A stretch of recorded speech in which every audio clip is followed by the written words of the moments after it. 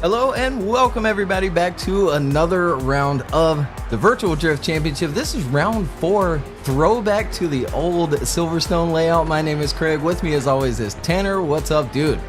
What is happening, Craig? So excited to be here for Silverstone. This track is wild, and I know we've been saying that about every track this year, but a lot more clips here and a lot more room for error at this track. Yeah, it's definitely a tricky one as well. It is similar to maybe some old layouts we used to run way back in the day in the old Forza Motorsports. But let's take a look at the line map here. Start of the track on the right-hand side of the screen there. Big, long run-up. Drivers are entering in around 110 to 120 mile an hour. And then full throttle through turn 1. Your first outside zone will start the course, and then inside clip at clip 2, sort of not quite in the middle of the track, towards the inside, but not all the way down on the inside. And then out to your next outside zone for clip 3, and then your probably the difficult part of the course coming up, cresting over the hill. You don't get a whole lot of reference coming up over the hill, but we do have a little reference line down on the ground through that off throttle zone you can see there before clip 4, and then into that big outside zone down to clip 5 after that, and then into clip 6, another really small off throttle zone there. Drivers are allowed to sort of set into that outside zone there before picking back up throttle. They don't have to, but it is allowed, and then filling that zone all the way through, and drivers get another small little reference point on the track before clip 7. Judges want them putting their rear tires near these reference points, sort of to, especially here before clip 7, to force that driver towards the outside before making that transition, rather than shortcutting the line and kind of beelining towards clip 7, and then filling that zone all the way through. And then your next fairly decent decel zone there should be made smooth, and then picking up throttle as soon as possible through clip 8, 9, and then 10 to finish the course. So a little bit longer today. I think we've got our replay set to 44 seconds, so a little bit longer than the last round, but it's not something we haven't seen before, especially when you bring up tracks like last year's Yillins. That was quite a long track. Very long track indeed. I remember that one from last year, but it was made for a lot of fun and makes sure that these drivers really are dialed in and doing the practice that they need to do out there. Yeah, absolutely. As we watch these drivers get their last few bit of practice runs in, we'll be bringing our first group of qualifying to the line. It looks like Hiroa Manoa is going to start us out today. That's kind of crazy. It's his first VDC event with us as well, so definitely good luck to Hiroa. He's driving the Yaris, and yeah, he's been looking all right through practice, so we'll have to see how it's going to go. I believe judges just called him to the line.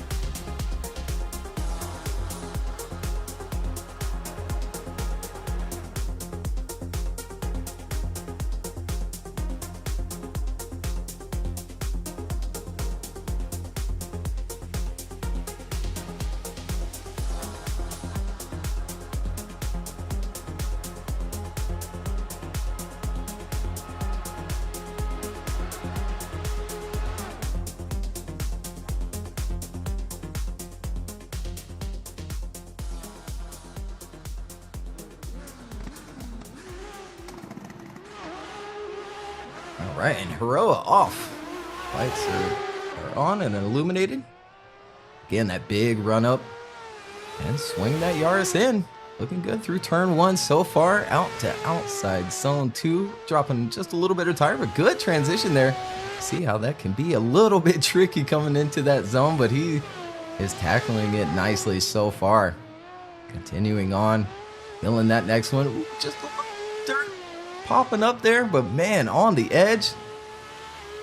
Nice transition. Looking very familiar here in the sim is Heroa. Last and final transition. Oh, he's going to go a little far there. Miss inside clip. Fill the last outside zone. And across that line. Not a bad way to start things off from Heroa, as that was a pretty good run there. And that last hairpin, that's going to be a make or break for a lot of the drivers today. An 83.3 for the first run of Heroa. So we'll move on from one end of the world to the other. Olivier in the S14 from Canada, initiating in. Looking good through that outer zone, pushing all the way out to outer zone 2. Dropping just a bit of the tire as he comes into outer zone 3. Makes the transitions nice and smooth here. Not a lot of wavering. Lots of angle into outer zone 4. Yeah, looking nice and smooth through here. But it's a long track, so lots for the judges to look at here. Into that hairpin, gets it beautifully done. Pushes all the way out, and Olivier finishes out the first run of qualifying. Yeah, really tight to that last and final inside clip. It's a tough one to get. Really got to set yourself up nicely through that last and final transition. Olivier doing a good job. 92.5 on the board for Olivier. I think that's his highest score so far of the season. Lazam up next. Turning back in that S14. Slinging that car in, but not quite filling outside zone 1, but fills 2. And up the hill. Nicely done into outside zone 3. Very snappy through this Manji section. Out to those rumbles. Trying to find that white line that has already disappeared through practice. Good transition right on that reference point. Filling the zone. Look how dialed these skid marks are. Last and final inside clip. And across that finish line. Lazam there doing a very good job around this course. Looking like he was at home and going fast too throughout the whole thing. We'll see what kind of score comes up on the board for him. Waiting for one more judge. And that is going to be an 88.5 for Lazam's first run here of qualifying. As we move over to our next driver sitting at the line in that 370Z is none other than Reese Tatterson. Here in Group 1 for Silverstone. Waiting for those lights to come on. Nice and patiently, he waits. There they go. Lights are solid. Now they've changed. Off he goes for the first run of qualifying here. Is Reese Tatterson down the hill. Initiates in. Does a good job through outer zone 1. Grabs that inside clip. Could have filled outer zone 2 a little bit more. Makes that transition work. Into outer zone 3. Slowly pushes his way out to the end of outer zone 3. Eventually filling that whole box through the boundary section. Looking good. Right along that track edge. Reese trying to push here, trying to get the car deeper into these outer zones, maybe playing it a bit safe here for the first run. Gets the inside clip, the final one, very nicely, and finishes out that run. Yeah, not too bad from Reese there. Maybe playing it a little safe through some of those zones, but otherwise, very smooth through that course is Reese Tatterson, as always. Wait for those scores to come on through. And a 91.7 on the board for Reese and Marcel. Up next, lights are on already. And through that chicane. And really hucking the car in there, grabbing that inside clip, working it out to outside zone 2. And maybe, yeah, too much angle coming up the hill through that transition for outside zone 3. And he's going to come up short, but then grab that next outside zone nicely, as well as this one right on that white line. He's making up for it. Another snappy transition. Right out to that outside. Right on the edge is Marcel. Trying to pick up that inside clip. Overall, not too bad for Marcel. Yeah, Marcel feeling it out a little bit and making the magic happen as his score comes in at an 87.8. As we move over to Joao Victor Paula de Silva. Sorry, de Paula Silva. Joao leaves the gate there, comes down the hill, initiates in maybe a little late on that transition. That's going to push him wide for that inside clip. Not as tight as he wanted to be, not filling all of outer zone 2. And really having to make a big correction there into outer zone 3. That pushed him all the way to the edge, but he makes the Manji zone happen. Going through the next outer zone, looking a little cleaner, starting to dial it in, starting to get comfortable with the run now. Dropping a little bit of tire there off of the third to last outer zone. Makes that inside clip happen.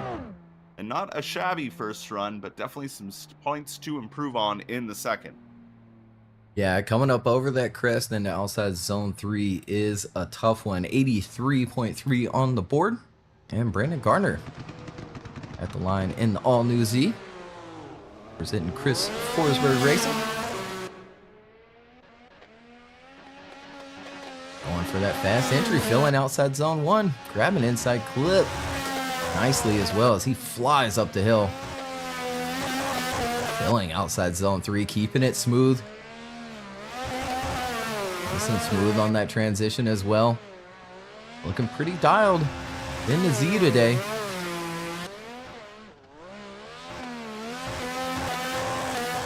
Trying to find that track edge there in this outside zone as he works down this small little hill. Last and final transition, grabbing that inside clip. There he goes across that finish line. Good run. Yeah, Brandon out there really feeling at home in this track and making quick work of it. And the score to show it as well, a 95.7, bumping Brandon to the top there for Group 1 as we move over to Alexander Element in the Ferrari. We'll see what Alexander can lay down here. Initiates in, could have filled outer zone 1 a little bit more. Maybe boops that inside clip as he fills outer zone 2. Makes the transition happen. Lots of angle there into outer zone 3. Doesn't quite fill outer zone 3 till the end, but makes the Manji section happen. Now out on that track edge for outer zone 4. Alexander's starting to put everything together here, and that's kind of been the theme. Coming up that hill, they get a little unsettled, but then they start to dial it right in as soon as they clear that hill and get through the Manji section. Tight hairpin, nice and tight to that inside clip, and finishing out the run for Alexander Element. Yeah, looking pretty dialed there in the Ferrari. Just, yeah, a little too much angle coming up over that hill in outside zone 3, but still getting a 91.7 on the board. Cameron Mustard turning back in the skyline and through the chicane off for his first run of the day. And entering in, could have been a little deeper on 1. Working out to outside zone 2 and up the hill. Right on that reference point. Look at there. Oh, trying to keep it on the track. He does drop maybe half a tire for quite a duration though. And then coming up short on that next outside zone. But then right there on that track edge as he works through there, leaving it maybe just a little early, but then putting it on the reference point, working into this next outside zone, down the small little hill here. And nicely done for the last and final little hairpin. Yeah, Cameron Mustard there doing very good. And I mean, as a driver, when you feel those tires go off, you're just hoping, you're praying, please come back on track. And you know what? It still worked out pretty well for Cameron there with a 92.8 as his tires did get back on track and he finished out that run. Our final run for Group 1 for the first set of runs. We still got one more set of runs to go. Alexander Jaeger initiating quickly through those first 3 clips. Snappy transition, as I said, falls off track there. Had 2 tires off that entire outer zone 3, but makes up for it, makes the transition happen, finds that track edge once more through outer zone 4. Maybe comes off just a tad early, but that sets him up okay for outer zone 5. Again, slowly working to that outside line. His first set of runs. Don't want to go too crazy. Feel it out. Gets about that second hash mark through that final inside clip and finishes out the run. Yeah, not too bad. Just, yeah, dropping those tires in outside zone 3, but not anything you can't clean up after you three-wheeled through that initiation. But we're back around to Heroa.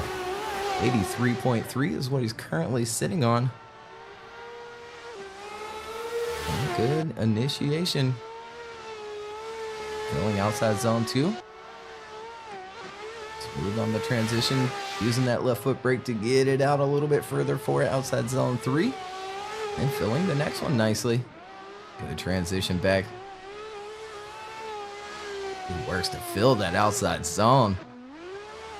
Just a little wide of the reference, but that small, tiny little car works its way into that outside zone without dropping a tire. That's a final transition. He picks up that inside clip this time, works it out to the outside. And nicely done from Heroa. Yeah, Heroa there really knowing he had to kind of bump up that score of that 83, and we'll see what comes in for him. And it is a lot higher that time around, a 94.7 for Heroa, so I'm sure that's what he wanted to see on the board. It's already sitting on a 92.5 is Olivier. Olivier gets out of the gate and down the hill and initiates in. Looks good off the initiation through that inside clip. Could have been a bit tighter to it. About that second hash mark through outer zone 3 into outer zone 4. Trying to get it all the way out to that track edge. Lots of angle as he whips it around through the Manji section. Almost thought he was going to be late for that transition, but he holds it together through outer zone 4. Now transitioning into outer zone 5. Looking good here on angle and his speed. Can he get the inside clip done? Yes, he does. Nicely done. And finishing out his second run of qualifying is Olivier. Yeah, Olivier fired up. 92.5 for the first run. Nicely done on the second, and a 92.2 for run 2.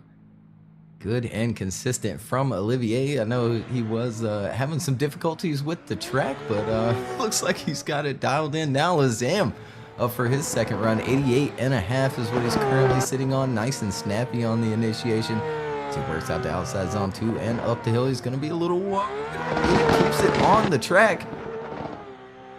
Filling outside zone 3 and 4. He works his way into 5. Maybe a little bit on the safe side as he works it to the outside. Right there on that reference point. Sam looking dialed in on run 2 here. He goes just a little bit outside that first hash mark for the last and final inside clip, but that might be enough to beat the 88.5 that he had before. I think it definitely will. That run looked really good for Lazam there, and it definitely does. A 94.5 for Lazam's second run. As we move back over to Reese Tatterson in that 370Z, sorry, sitting on a 91.7, and looking at how Group 1 is already shaping up. Maybe wants to improve that score. Looking good through the inside clip in the first outer zone, but falling short of outer zone 2. Putting it right to the track edge of outer zone 3 as he comes through 4 now. One more transition to get into outer zone 5, right along that track edge. Looking good out there. Reese Tatterson really trying to put down the best score he can for his final run of qualifying, leaving no room for error. One last transition. Gets nice and tight through that inside clip, pushes all the way out, and finishes out his final run of qualifying. Yeah, that certainly was not a safe run from Reese there. A 96.3 on the board. That puts him in the number 1 position here in Group 1 of qualifying. Here's Marcel, 87.8 currently on the board. See what he can do for run 2. Going for the little more straight line approach as he 3-wheels that car in. Does boot that inside clip, but fills outside zone 2. Driving out of outside zone 3 and then working it back to the outside, filling 4. Good transition into 5 right along that edge there. getting rid of that white line even more, right on the reference point, and then right back to the white line of the track edge. Marcel locked in here, last and final turn, and there he goes across that finish line. Yeah, Marcel really stepping it up there from the first run. I feel like that's what all these drivers are kind of doing. Feel it out the first run, then let's go for it on the second. And it pays off for him with a 93.7. Now we'll have to move to the next driver sitting in the 80s. Joao here sitting on an 83.3. Gonna really have to bump up that score. Initiates in. Looks good through outer zone 1. Nice and tight to the clip. Really going quick here through outer zone 3 as he transitions up the hill. Doing nicely through outer zone 4. Not the mistake that he had last time as he comes through outer zone 5 now, putting it right on that track edge, looking a little more dialed in, a little more solid. Joao really laying it out here, as all these drivers will be today with this very long and technical course. Through that final inside clip, could have been just a tad tighter, but overall a great final run for Joao. Yeah, I think a little bit better than that 83.3. We'll have to wait and see what the scores are going to look like. And it is 92.3 on the board for Joao. So we move on to Brandon Gardner, sitting on the 95.7. In that Chris Forsberg Racing all new Z. Look at there, filling outside zone 1. Maybe first hash for inside clip, and then filling 2. About as deep as you can go into outside zone 3. Brandon looking good here on his second run. Right along that track edge. How dirt didn't fly up there as he makes that next transition into outside zone 6. That's a final transition to the inside clip. A little awkward around it, but a solid run from Brandon Gardner. Brandon Gardner seems like he's out here to make a statement today. And if that wasn't a way to show how to make a statement, well, I don't know what is, as his final score is just about to come in now. And that is a 97.5 for Brandon Gardner. That is absolutely a tear of a run. And I can't wait to see him later today in battles. That is going to be great. Alexander Element heading out for his final run, sitting on a 91.7. Initiates in, looks good through outer zone 1, looks good through the inside clip, dropping a bit of tire through outer zone 2. Makes that transition happen up the hill into outer zone 3. He's looking good so far, aside from that tiny little tire drop. Transitions through the Manji section into outer zone 5 now, right out to that track edge. In that big Ferrari. It's a big car. Reference points are going to be a little different than some of these others, but he always makes it work in the Ferrari. Transitions for the final time through that inside clip. It looks smooth and clean as he finishes out that final run of qualifying. Yeah, pretty dialed from Alexander there, just flying through the course. Really looked like he over-rotated coming up at the top of the hill into outside zone 3, but just kind of stood on the brake, made it happen. 93.5 on the board. Cameron Mustard up next, already at the line, ready to go. Lights are on. 92.8 is what he's trying to better. And he's 7th here in Group 1. And looking good through turn 1. Nicely done into outside zone 3, carrying all of his speed and momentum.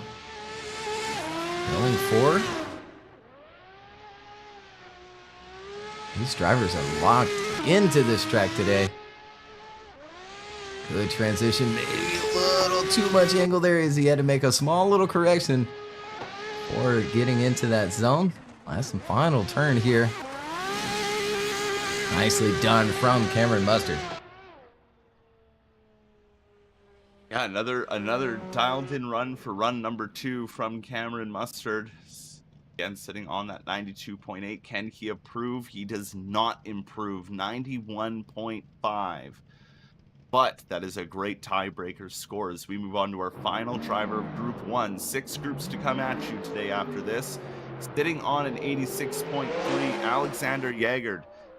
And Alexander wants to improve. Every other driver that was in the 80s has improved. Can Alexander do the same? Coming through outer zone 2 now, and a quick transition into outer zone 3.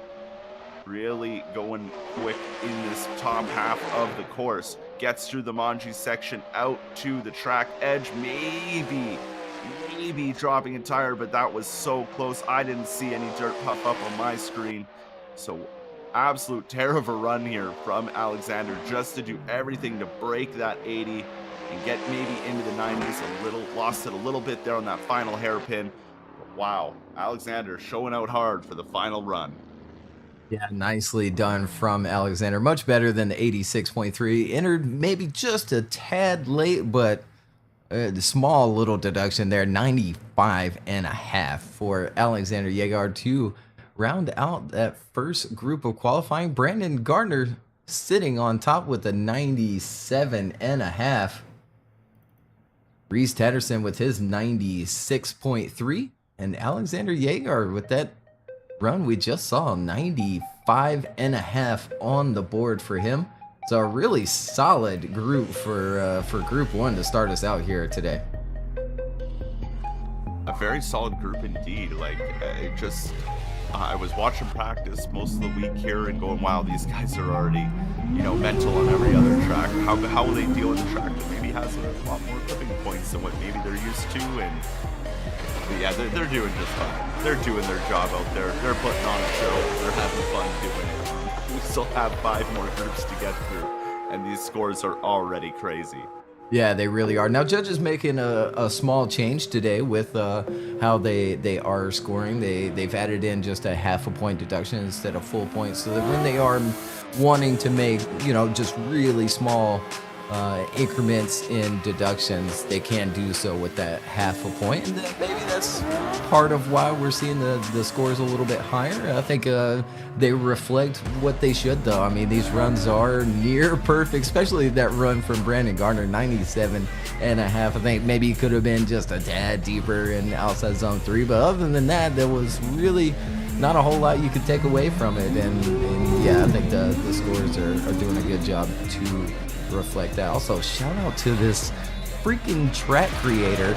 You can find him here on YouTube, Niker97 with a K, and we haven't edited this thing really at all. I mean, we just put our layout on top of it, a little skin to change some of the sponsor boards, but other than that, it literally hasn't been touched at all. And man, this thing looks crazy good, absolutely insane. It has a super high poly road mesh with it as well, instead of just driving on what you can physically see, which is usually ultra smooth, and maybe caught some of the drivers off guard with being able to feel some texture beneath them instead of just being ultra smooth. But man, this thing looks insane. It's a beautiful track. I mean, again, big shout out to the creator. When I first loaded it in, I was like, whoa, this is cool. And even doing some driving around it, I was like, this is absolutely so much fun. You're right there on the texture part where it feels just a little nicer under the wheel. Absolutely, and it looks like we have William Holloway at the line for his first run to start us out for Group 2. Here for round 4, Silverstone 2005, a throwback. So William goes for the big initiation. Honestly, how I like it as well, as he flies through inside clip, grabs outside zone 2, and then just a little shy of the reference point, and that really does kind of set you up a little shallow. He uses his left foot brake, though, to get it back out to that track edge. So he rides that edge now. Nice and smooth on that transition to the reference point, working it back out as far as he can go. And again, just look how dialed these skid marks are today. Oh, and as he blasted inside clip across that finish line, still nicely done from William. A good run indeed from William Holloway for being the first driver of Group 2. We wait for one final score there, an 87.5 for William Holloway's first run. So we'll see what he can do in run number 2 to improve on that, as at the line now in the beautiful S14 none other than Tikon the Robot Pileski. We'll see what he can do on his first run of qualifying. Initiates in. That is a fast initiation. Could have been a bit tight in that inside clip, but look how quick he tears through the first half of this course, coming through outer zone 3. Dialed in today. A little bit of a misstep in the last round, but today looks like he's got it all figured out, putting it right out to that track edge. Transitioning for outer zone 6 now. Econ looking great out there. No issues so far. Only a few more to go. Nice and tight around the inside clip and looking beautiful out there. Yeah, Tikon beat Boot Pileski. Is he back? Wait and see for that score on the board. 96.7. That puts him into second place here in Group 2. Still got some groups left to go, though. Daniel Mora at the line, ready to go through the chicane. Flies down with his E30 and enters in nicely. Right on that left foot brake. Still on the left foot brake as he makes his transition up the hill. And filling outside zone 3 and 4 as well. A couple of shimmies there, and then drops just a little bit of tires. We see just that puff of dirt kick back out from behind the car. So he's filling that next outside zone though. Good transition across, picking up that inside clip. There he goes across that finish line.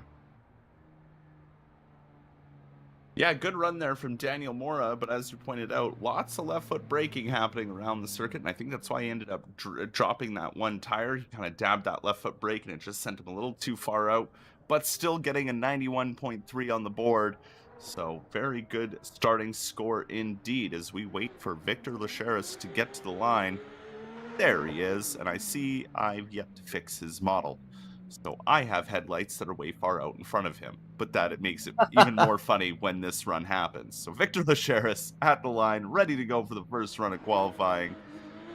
It's even funnier, I have a video from earlier, from last round, where he, smacked me. He didn't do that, he didn't smack the curb, but he flipped up the headlights, and it's hilarious on my screen. Initiating it, good initiation, had to pull out of the angle, kind of dancing that car around through that inside clip, trying to regain control of it, pulling out of that angle, adding the angle again through outer zone 3, just not looking too comfortable yet up that hill. But this is where most of the drivers start to get it more dialed in through outer zone 4, leaving it just a little bit early to make that transition happen. And now starting to look a little more settled in the car. The nerves are kind of gone now. It's you, the track, and just the best run you can put down through that inside clip, nice and tight to it, just touching it with the front bumper, finishing out the run for Victor Lacheris. Yeah, I think overall pretty good from Victor there. I think we've got his incorrect skin as well, but honestly it didn't look bad. So 91.7 on the board. Strong run. Eduardo Alves through the chicane for his first run of the day. Initiating in, maybe a little late. Again, there's that yellow line before that outside zone, but he's looking good into outside zone 3 here. Committed on that throttle as well. Nicely done through that transition, using that left foot brake a little bit to hold that outside. Right on that reference point into the next outside zone.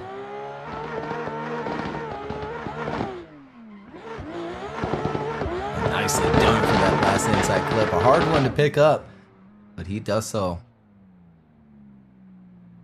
Yeah, Victor Lacheris there doing a good job, grabbing a 91.7. Just getting a little ahead there of Daniel Mora with that 91.3. Sitting at the line now, Marcus Mr. Pink Drifter Lundquist in the beautiful 240SX. And always a hot boy in the hot boy car. We'll see what kind of run he can lay down here. The lights go on. His first run of qualifying is underway. Marcus has been with us for a long time, and it's always great to see him out here. Initiates in, looking good through outer zone 1, grabbing that inside clip beautifully. Could have pushed a little deeper into outer zone 2, but makes the transition happen up the hill. Dropping a tire, dropping 2 tires. but managing to save it, get back on track for the Manji section. Gets through outer zone 4, pushes a little wide for 5, just picks up the dirt, but keeps it on track as he makes the transition for outer zone 6, not pushing as deep this time, doesn't want to drop any more tire. Transitions one last time to that inside clip, beautifully done for the final inside clip. Marcus finishing out his run. Yeah, other than dropping the tire for outside zone 3, super good run from Marcus there. So we wait for those scores to come in. Yeah, big deductions, 82 for his first run of the day. So we've got Christian Petrov at the line, ready to go. Lights have been illuminated. And through that chicane. For the long run up again. We're from like 110 to 120. These guys are entering in at and blasting that inside clip, dropping a tire for outside zone 2, but looks to be getting it together now. Yeah, for outside zone 3. It works down for 4. Nice and smooth into 5. And just driver after driver filling these outside zones in the second half of the course.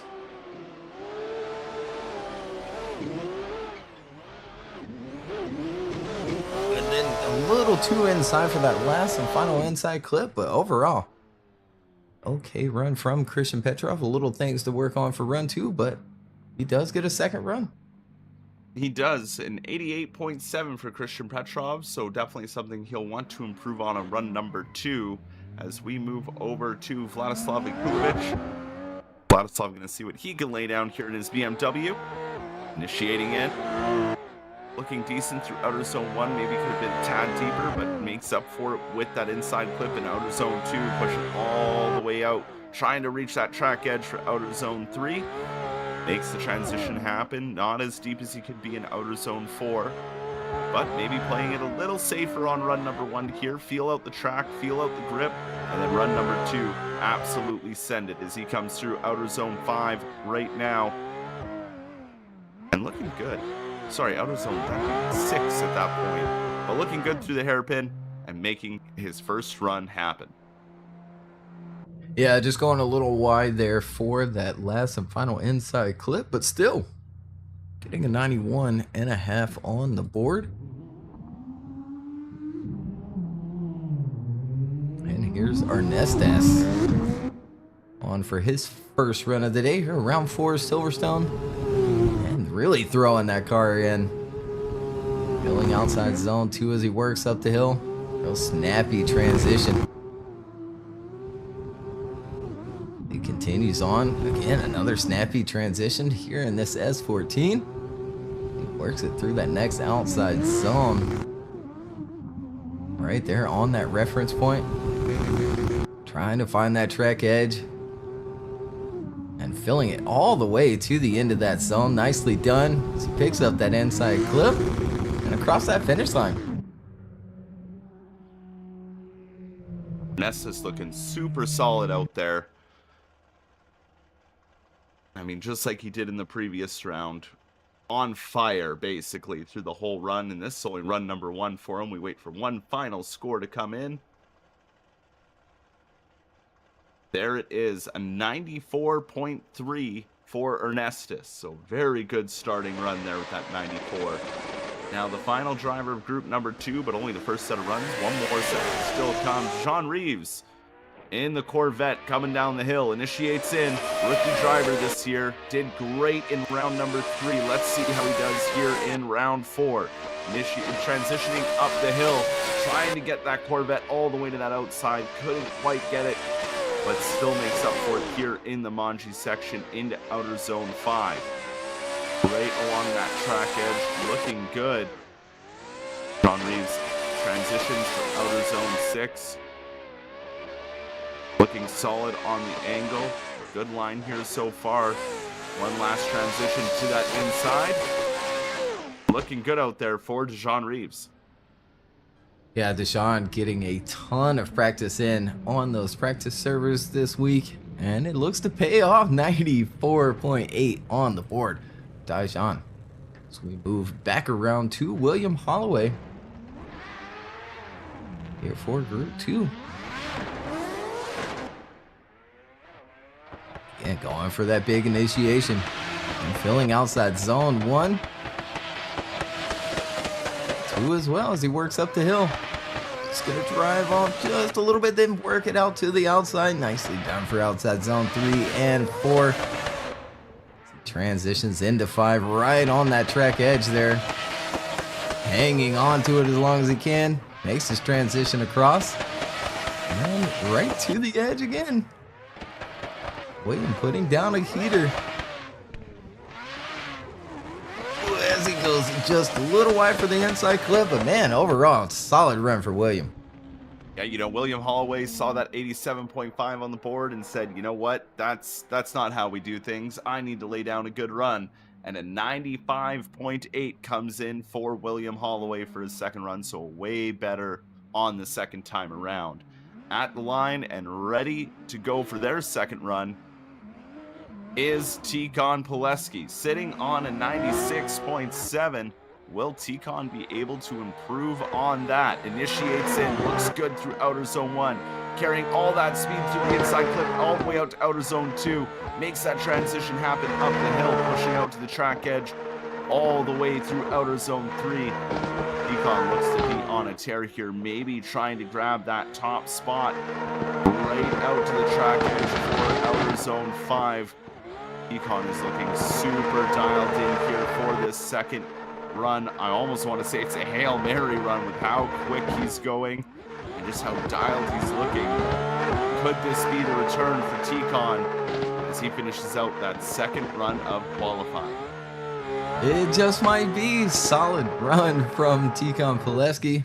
What we're used to seeing from him, and look at there, another 96.7 on the board. That's going to hold him in second place. But again, we've got some more groups left to go. Daniel Mora at the line now for his second run, trying to better the 91.3. Goes in for his initiation here. Again, just holding that left foot brake all the way through turn 1, making his transition. And that brake again, getting it to the outside. Big transition going just a little deep there for outside zone 5, leaving it just a little bit early too. Nice and snappy for his transition, working it back out to that track edge, down that small little hill. Trying to pick up that inside clip. He does so nicely and across that finish line. Daniel Mora trying his hardest to improve that 91.3 and manages to do so with a 93.7. That'll definitely bump him up the board just a little bit, sitting on a 91.7. This man, Victor Lacheris, initiates in a lot deeper into outer zone 1 that time, looking good through the inside clip. A little bobbles, he worked his way out to outer zone 2. But keeps it together through outer zone 3, makes the transition here through the Manji section. Victor looking a lot more dialed this time around, just kicking up a little bit of dirt there through outer zone 5. But nothing to make him get bent out of shape. Putting on a good run here, and transitions one last time, just touches that inside clip. A very, very solid second run for Victor Lacheris. Now I have to see if that's enough to better than 91.7. And an 89.7. So falling just a little bit shy, but 91, still pretty solid score on the board. Fardo Alves for his second run, sitting on that 93.5. He's doing a good job through turn 1. Nice and snappy on the uphill there into outside zone 3, riding that track edge. Nicely done from Eduardo. Works into outside 5. Leaving it just a tad earlier. Something easy to do. But then right there, a little puff of dirt, but I mean, just barely there. Crossing that track edge. Oh no! What in the world? A complete shutdown before making that last and final transition. Oh man, Vic there, sorry, Eduardo there on a heater of a run, and then just out of nowhere shuts down the run. That's sad to see, but is sitting on a 93.5, so he should be okay for later today. This man sitting on an 82. Marcus Lundquist trying to improve that 82 and get up there and not have to do battles later today after qualifying for those last 16. Wants to secure his spot. He's trying through the Manji section. Lots of bobbling going on, lots of wobbles.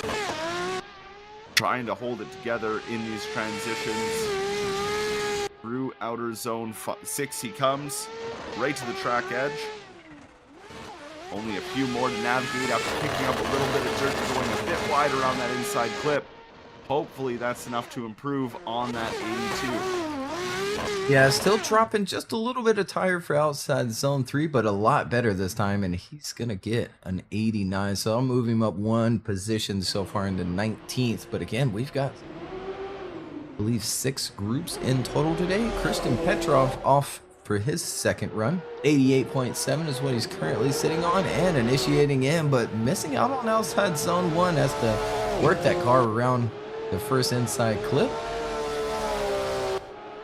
And filling outside zone 3. Could have been a little deeper in the beginning of it, but ended up working back out to the outside. When a big correction in outside zone 5 as he leaves that early as well. Working into 6 now, down this very small downhill. Leaving that zone early again as he gets around that inside clip, filling the last outside zone and across that finish line. Yeah, Christian there with a little more mistakes than even his first run, getting an 80.8 for the second run there. Just not looking as dialed in as the first run, but hopefully maybe it was just a tune issue, and maybe we'll see him later today for those last 16 battles. Coming up to you next, Vladislav Yakulovic initiating in, sitting on that 91.5, coming through outer zone 1 and 2, grabbing that inside clip along the way. Through outer zone 3, looking solid here so far as he makes the transitions through this Manji section, gets out to that track edge and holds it there nicely. Makes the transition into outer zone 6. Yeah, looking very clean out here so far for Vladislav. One last transition to go through that final second to last outer zone, grabbing that inside clip, finishing out the run quite beautifully. Yeah, I think that was a little bit better than his first run. We'll have to wait and see from those judges, but getting a bit of practice in yesterday with Tikon looks like it paid off. 93 on the board for Vladislav. So we move along to Ernestas. His second run, 94.3 on the board. Strong score. We see him there in 9th place on that board as he initiates in. Really close to being late, but I think he's doing it on time as he snaps that car in and up at the top of the hill as well for outside zone 3. Locked into that throttle as he works through that small Manji section of the course and into outside zone 5 right along that track edge. Again, another snappy transition. Does have to make a small little correction to then get it back out to that outside, but he does so very smoothly as he picks up that throttle, trying to pick up the inside clip, and there he goes across that finish line. Ernestas. Yeah, Ernestas really making it work for him here on this track. Wants to improve that 94.3, and he ends up matching the 94.3 from the first run. So I take that as a win for the day as we move over to our last run here for Group 2. John Reeves, the rookie driver, coming out with a 94.8 and doing fantastic in round 3. Initiates in, looks good through outer zone 1, grabs that inside clip, adds some angle to grab all of outer zone 2, makes the transition up the hill happen. Grabbing outer zone 3, beautifully filling the whole zone as he comes through outer zone 4. Now transitions into 5. A small little bobble there on the entrance of outer zone 5, but makes up for it for the rest of the outer zone.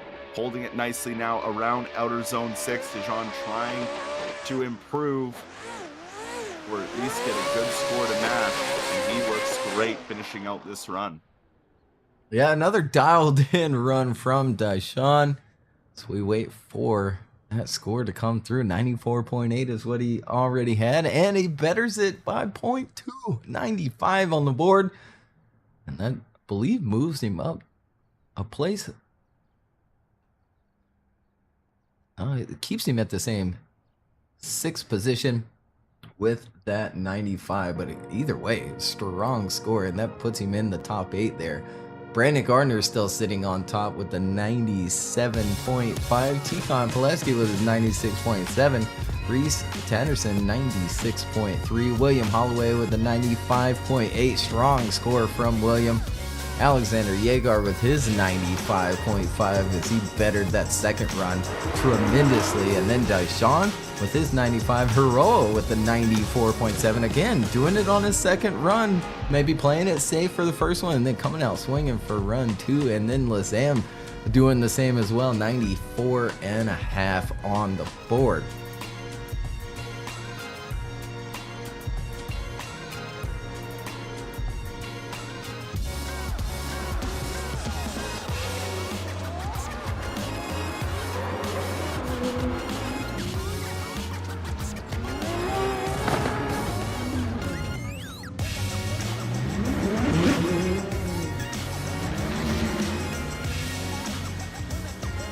A lot of those shouting out Daishan for Rookie of the Year, and I believe so. I'm pretty sure he is sitting up top for Rookie of the Year. If not, he definitely should be. Past 2 rounds, going really well for him. I believe Heartland as well. He qualified really well, and then did good through with the battles.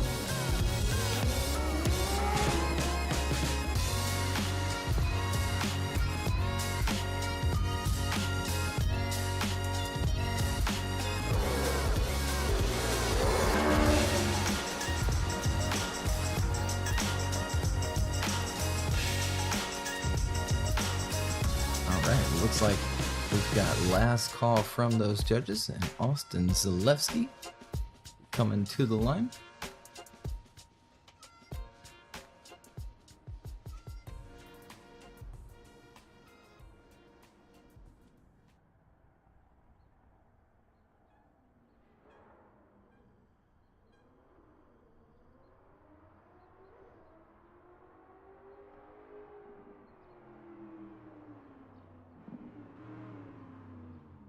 There he is in that blue 370. It's pretty simple livery for him, but I think it looks pretty good. Good shade of blue there. So wait for those lights to illuminate. And off he goes. Austin Zalewski for run 1 here. Group 3 of qualifying, going for the big initiation. Looking good, filling outside zone 1, grabbing that inside clip, working it through outside zone 2. Transitioning maybe just a little early, and he grabs a little corner before filling outside zone 3 all the way. Doing a nice job for 4 as well. As he works into 5 here right along that track edge. We see just a little puff of dirt there. I mean, not really affecting the car at all as he works through the next outside zone, down the small little hill. Last and final transition coming up. Pick up that inside clip. He gets just around it with that big bumper and across that finish line. A very, very good run indeed from Austin there. Managing to put the car almost exactly where he wanted it. Maybe a little bobble there coming through outer zone 3, but a 93.8. That's a great score to start off with as we move over to our next driver here of Group 3, Masashi Yoshida in the BMW wagon. And he is lighting up those tires down the hill, initiates in, looks good through outer zone 1, grabbing that inside clip, pushing all the way out for outer zone 3, or outer zone 2. Now transitioning up the hill for outer zone 3. He is looking good out there, makes the transition a little slower on the transition than some guys through the Manji section, but then a snap for outer zone 5 and fills that whole outer zone. Masashi out here, really looking good. Putting it right to the track edge once more. Absolutely beautiful. Could have been a bit tighter around that inside clip, but makes it happen and gets a score on the board. Still overall pretty solid run there from Masashi.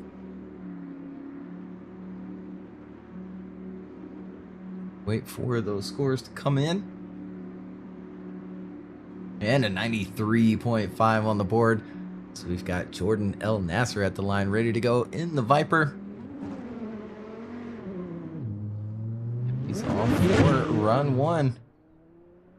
Here for round 4. And initiating in, he's gonna go wide for inside clip though. In that maybe third hash, and then a little bit short for outside zone 2, but filling outside zone 3. Nicely done from Jordan there.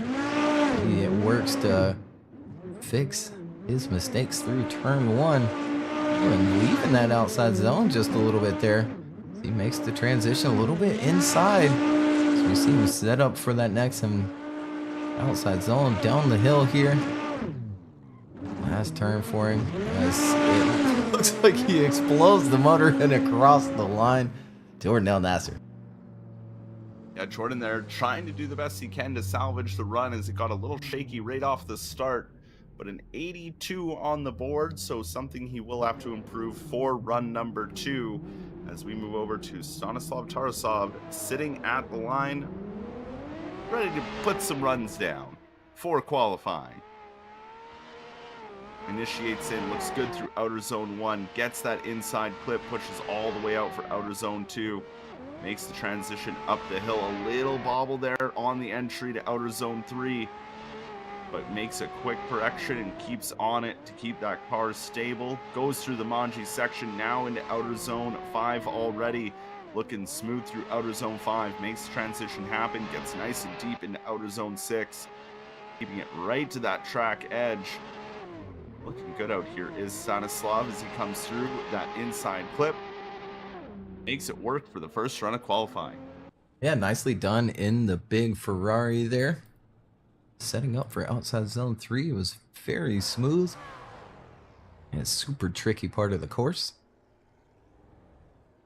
And a 94 on the board, so strong score for him. Kevin Stump, Brandon Gardner's CFR teammate in that all-new Z, coming down the hill to initiate for run 1.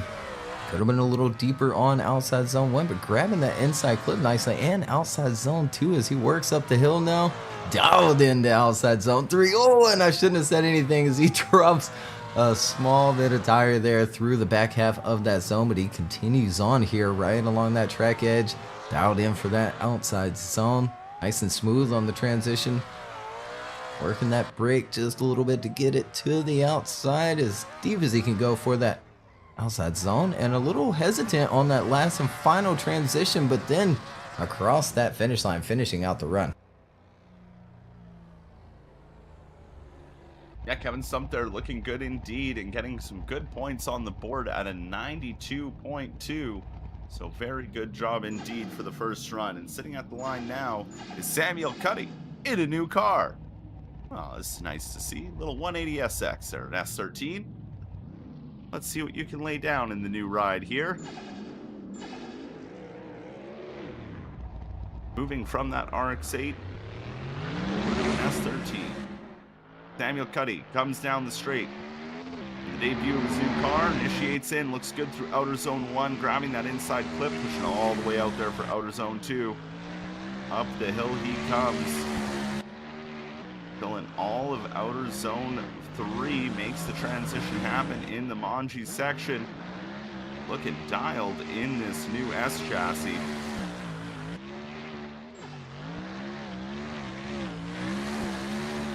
Yeah, Samuel Cuddy looking really good out there. Just putting the car where it needs to be. Nothing too crazy for run number 1. Makes it around that inside clip. Makes the run happen. Smooth and fast for Samuel Cuddy. Yeah, nicely done. I do like his new S chassis, but I'm not gonna lie, I like this F22 that he ran, or F87, however you want to look at it, but it was a good M2, a 94.3 for him on the board though. As we work around to Anton Kozlov. And the M2 entering in. And looking good up the hill.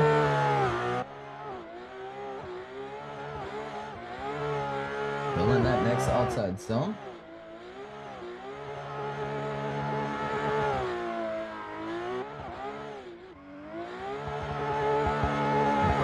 into that next outside zone, down the hill here. Last and final transition. Oh, and he's gonna go a little wide there, almost parking the car. Doesn't quite fill that last and final outside zone.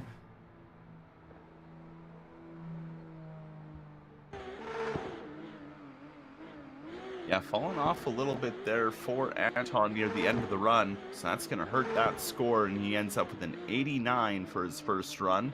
So he will have to improve on the second. Luciano Canero now. Another Corvette driver coming down the hill. Initiates in. Looks good through outer zone 1. Little bobble there as he comes that inside clip. That puts him off for outside zone 2. Manages to recover for outer zone 3. Makes the transition into outer zone 4 and then transitions yet again for outer zone 5. Getting it right out to the track edge, holding it there. Looking good so far. Really cleaning it up now in the second half of this course. Trying to do everything to salvage as many points as he can from that quick bobble at the beginning. Doesn't build all of that inside clip. Grabs about the second hash mark, but finishes out the run clean.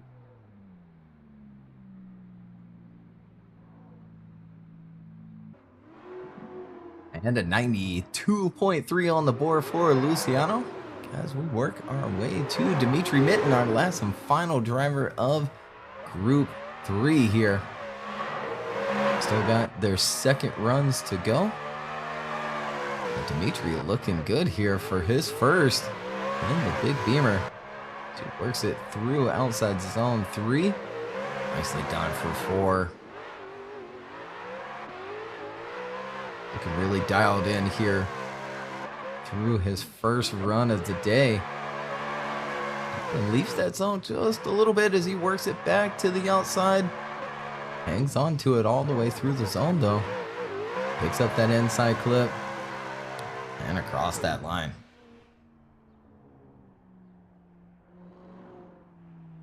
Yeah, good run indeed there for Dimitri Mitten. Making it look a little easy out there, but having a lot of fun doing it. And 94.7 there for Dimitri Mitten's first run, so very good job indeed. As we loop back around to the top of Group 3 with Austin Silveski sitting on a 93.8.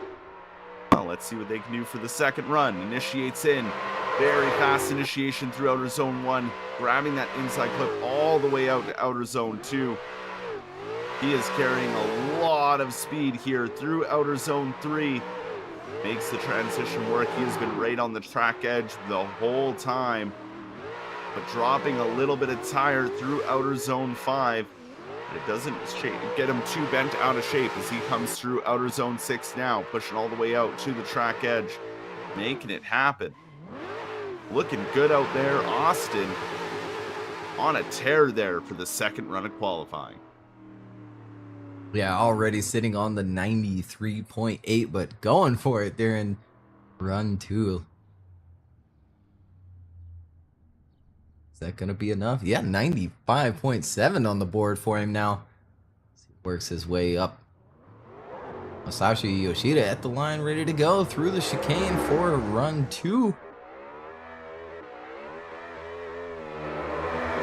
Initiation could have filled that outside zone a little bit better, but fills outside zone 2 very nicely as he works up the hill here, trying to find that track edge, and he goes a little bit past it, which kind of hangs him out there for quite a while, but still manages to pick up outside zone 4. Nicely done into 5 as well. Big flick for 6. Laying into that throttle. Last and final turn here, the hairpin grabs that first hash and across the finish line. Yeah, Masashi there with a couple mistakes throughout his run, but really going for it.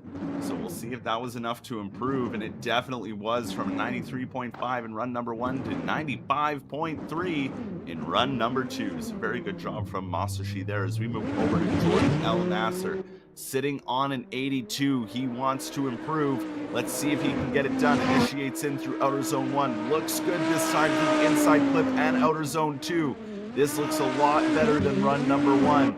coming up outer zone 3, just kicking up a little bit of dirt. He transitions a bit late, drops the tire through outer zone 4, but holds it together now for outer zone 5. Really pushing out there this time and trying to make it happen, being a little more committed on throttle. Gordon looking clean, one last transition to go. Kicks up some dirt, that's going to push him wide to that inside clip, but he makes the run happen. So better job there from Jordan.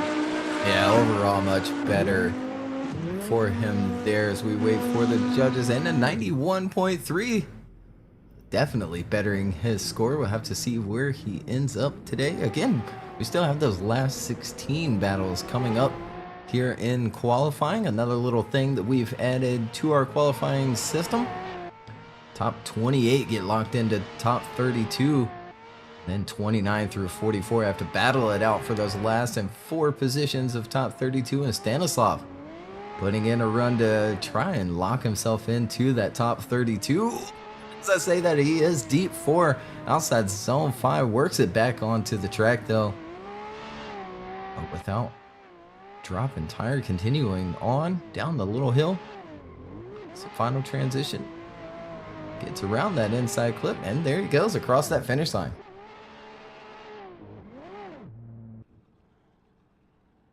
Tarasov going for it there. Doesn't improve on his score of a 94, but does end up with a 91.7 for run number 2 as we move over to Kevin Stump sitting on that 92.2. Down the hill he comes, initiates in. Could have been a bit deeper into outer zone 1, maybe touches that inside clip. Doesn't fill all of outer zone 2. Could have been a tad deeper, but makes up for it through outer zone 3. Makes the transition happen. Then into outer zone 5, keeping it right on that edge, looking good doing it. Transitions to outer zone 6 now. Now starting to be really settled with the car. Only got to get the job done as he has one last transition. Nice and tight to that inside clip. That looked beautiful through there. So Kevin Stump finishing out the second run of qualifying. Yeah, trying to better that 92.2. Ooh, and falling just shy of it, 91.7 on the board, but the 92.2 is still a pretty solid score for the day. Again, here in Group 3, Samuel Cuddy going for his second run in the new S13. Trying to better the 94.3, and look at there, setting into outside zone 3. Good transition for 4. Ooh, we do see a little puff of dirt, but I mean, just barely. Doesn't really seem to affect the car at all. Continuing on. And almost late on that transition, but makes it work. Locked into that throttle. Good transition. And there he goes across that finish line. Samuel Cuddy laying it down out there for that second run. That's definitely going to improve that score, and it does. Off of that 94.3, ends up with a 96.3 to end out the day. So that must feel good, especially coming into a round with a new chassis. Anton Kozlov now, sitting on an 89, wants to improve, initiates in, looks better through outer zone 1 and that inside clip coming up through outer zone 2. Very snappy transition into outer zone 3 and makes it work through the whole outer zone through the Manji section. Anton looking a little more dialed this time. Could have been a bit deeper through outer zone 5. Makes it work. Now goes to attack outer zone 6. Keeping it right out to that track edge. Looking good. Anton wants to improve that score. Beautiful around that inside clip and finishing out the run. Yeah, that just might be enough to better the 89 that he previously had for run 1. And it is a 91.3, putting him into the 90s. Here's Luciano on that 2J powered Corvette. Y'all remember, I believe Cameron Moore put one together back in the day. Not sure whatever happened to it though. Luciano continues on here. Nicely done for outside zone 3. Good transition for 4 in this Manji section. Nicely done into 5. Look at that, riding that track edge. Hanging on to that zone.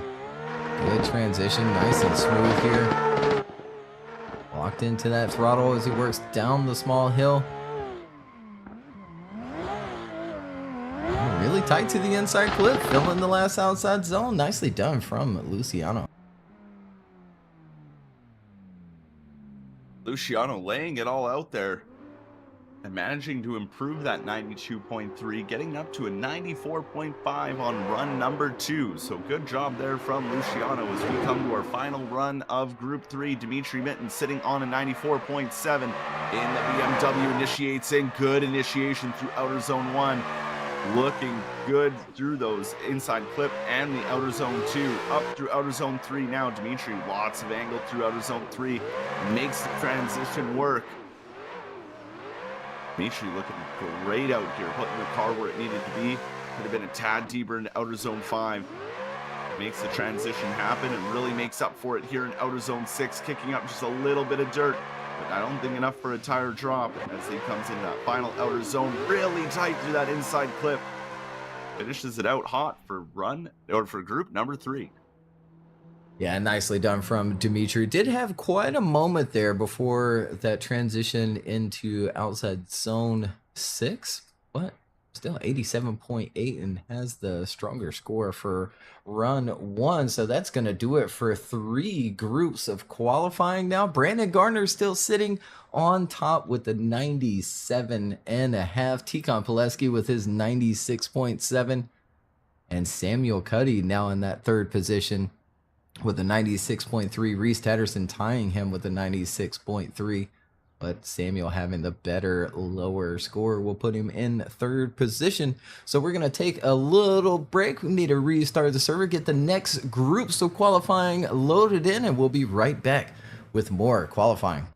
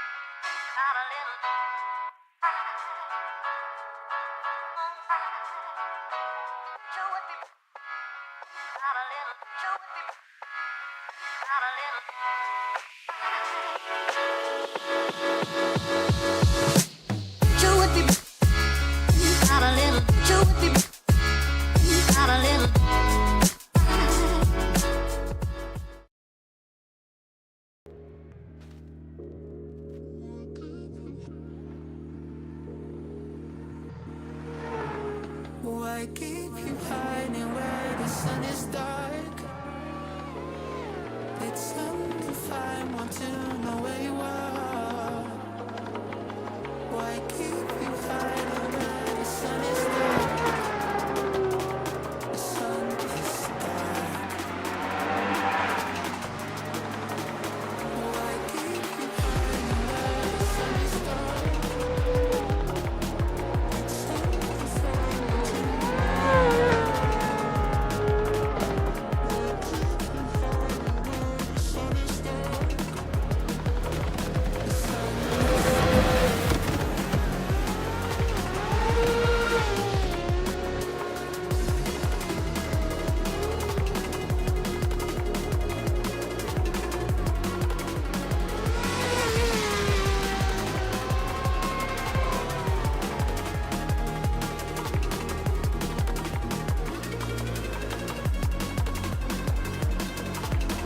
All right, we are back again. Round 4 here at Silverstone. Throwback to Silverstone, the 2005. I believe this went all the way to 2009, and then they resurfaced the whole thing, got rid of some of the stuff. Maybe not the best move, you know, for us drifters, but we've got it here in a set, of course, and it looks fantastic. The layout has been super fun so far, at least to watch. And we'll bring up our top 8 qualifiers again. If you're just joining us, Brandon Garner, 97.5 on the board, putting him in number 1 position. Tikon Pileski with a 96.7. Samuel Cuddy with his 96.3. Tied with Reese Tatterson with a 96.3 as well. William Holloway, 95.8. Austin Zalewski, 95.7. Alexander Yegar with a 95.5. And Masashi Yoshida, 95.3 on the board. I believe we've got our last call from those judges. And Oliver Eppinger at the line, ready to go for his first run of the day. Again, this is group 4 of qualifying. Round 4. Season 8. Oliver Eppinger again at the line, returning back in the Super. He's been in this thing for a few seasons now and has done really well in it. Waiting on those lights. There they go. Illuminated blue and through the chicane. And long run up. Drivers are entering in anywhere from 110 to 120. And Oliver Eppinger looks to be flying through turn 1 as he comes up a little shy of 2. But then nicely done for 3. Could be a little bit deeper in there, but I like the commitment to the line. No big corrections to try and work it even deeper into the zone. Just stuck to it and hung in there. Good transition right on that reference point. Again, for the drivers and for our judges to use. Good transition across as he works to pick up that inside clip. And there he goes across that finish line for run 1. Oliver Eppinger here showing out for group number 4 and bringing a high score to the board of 95.2. So very good job indeed there from Oliver as we move over to Victor Alves, sitting on the line, ready to go for the first run of qualifying in that S15. Down the hill he comes and initiates in. Looks good through outer zone 1. Push to that inside clip, grabs all of outer zone 2, transitions up the hill. Lots of commitment, dropping tires though through outer zone 3. Let off throttle just briefly there and it just pulled him right off the track, and luckily enough committed back on and stayed on track. Didn't drop more than 2. Coming through 5, looking good, transitioning down 4-6. Pushing nice and out to that outer edge. One more transition to go for Victor Alves here for his first run of qualifying. Good job around that inside clip and pushes it out to finish off the run. Yeah, not too bad from Victor. Does drop that little bit of tire on outside zone 3. We'll have to wait and see what those deductions are gonna look like. And still getting a 90 on the board for Victor. So we work to Ethan Minima. Going out for his first run here in group 4 of qualifying. Initiating in. A lot of understeer through turn 1 there as he works through that inside clip. Working it out to the outside zone there at the top of the hill. Looking good through that transition in the Manji section. Setting up nicely for outside zone 5. Look at there, right on that white line. Just burying the throttle. Going outside zone 6, down the little tiny hill. Last and final turn here. Around that inside clip and across that finish line. Ethan looking pretty good out there for the first run. Putting the car exactly where it needs to go and having a lot of fun doing it. Ends up with a 96 for the first run of qualifying as we move over to Augusto Ferreira. Getting through that gate a little slow, but picking up the throttle down the hill, initiating in. Right there on that transition for initiation. Gets through outer zone 1 though, grabs outer zone 2, flying up the hill now. Trying to keep that car settled as it was kind of wavering all through outer zone 3. Now makes the transition happen into outer zone 5. Trying to get it to that track edge, using some left foot brake, not really happening though. As he comes into outer zone 6 now. Right along that track edge, looking good. One more transition through the outer zone, nice and tight to that inside clip. Finishing out the first round of qualifying. Yeah, Augusto switching to the big beamer and looking good in it. Have to wait and see what the judges see in it. 87.8 on the board as we work our way to Darius Ostraka, returning in that E92. As always with Darius, super smooth driver, going for a little bit of a straight line approach, grabbing that first hash of the inside clip and filling outside zone 2. Nicely done into outside zone 3 at the top of the hill. He works into this Manji section, extend this course out for outside zone 5 here. Nicely done on the transition. Darius super dialed in here for his first run of the day. Last and final turn here. Yeah, picking up that inside clip. There he goes across that finish line. Darius Ostraka. Darius really throwing it out there. Having just amazing all across the board. Looking great. And his score shows for it 96.2. And that's only the first run. He's still got one more to go. Roman Katastranka in the FD. Ready to head out for the first run for him. Initiates down the hill. Big flick entry. Looks good through outer zone 1 and grabs that inside clip. Fills all of outer zone 2. Flying up the hill now. Could be deeper into outer zone 3, but slowly makes his way out there. Transitioning through the Manji section now. Gets all the way out there.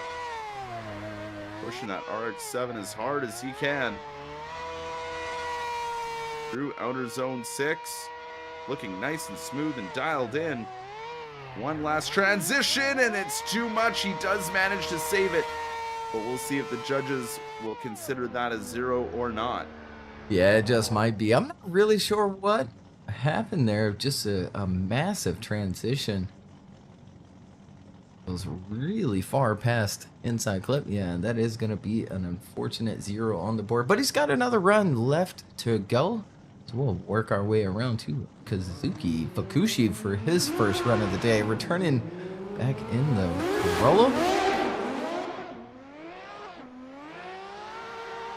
He's been pretty dialed in this car. Could have been deeper for outside zone 1. Understeers through inside clip. Really snappy at the top of the hill. Working it. Oh, no. And then drops maybe 2 tire there at the end of outside zone 3. But he's going to keep it going here. Filling that next outside zone. Gonna transition across here. Trying to salvage the run. And doing a pretty good job to do so. Last and final turn here down to the inside clip. And around it. Across that line. So a good run there from Kazuki. A couple mistakes to maybe fix up there for run number 2 as we wait for his score to come in here in 89.8. Definitely some improvement to be made in run number 2, and I'm sure he will as we move over to Artem Cholkov now. Artem going real hard in round number 3. Let's see what can happen for round 4 here. Looking good through outer zone 1, inside clip 1, and outer zone 2, making the transition up the hill. just making the dirt have a little puff as he comes through outer zone 3. It's looking good for Artem. He is flying out there, putting that car exactly where it needs to be. And looking good on the transition into outer zone 6. Artem really laying it all out there for run number 1. It's a tad tighter that inside clip, but other than that, that was a beautiful run from Artem. Yeah, Artem has been doing a fantastic job this season. We'll wait and see what the judges have to say for that run.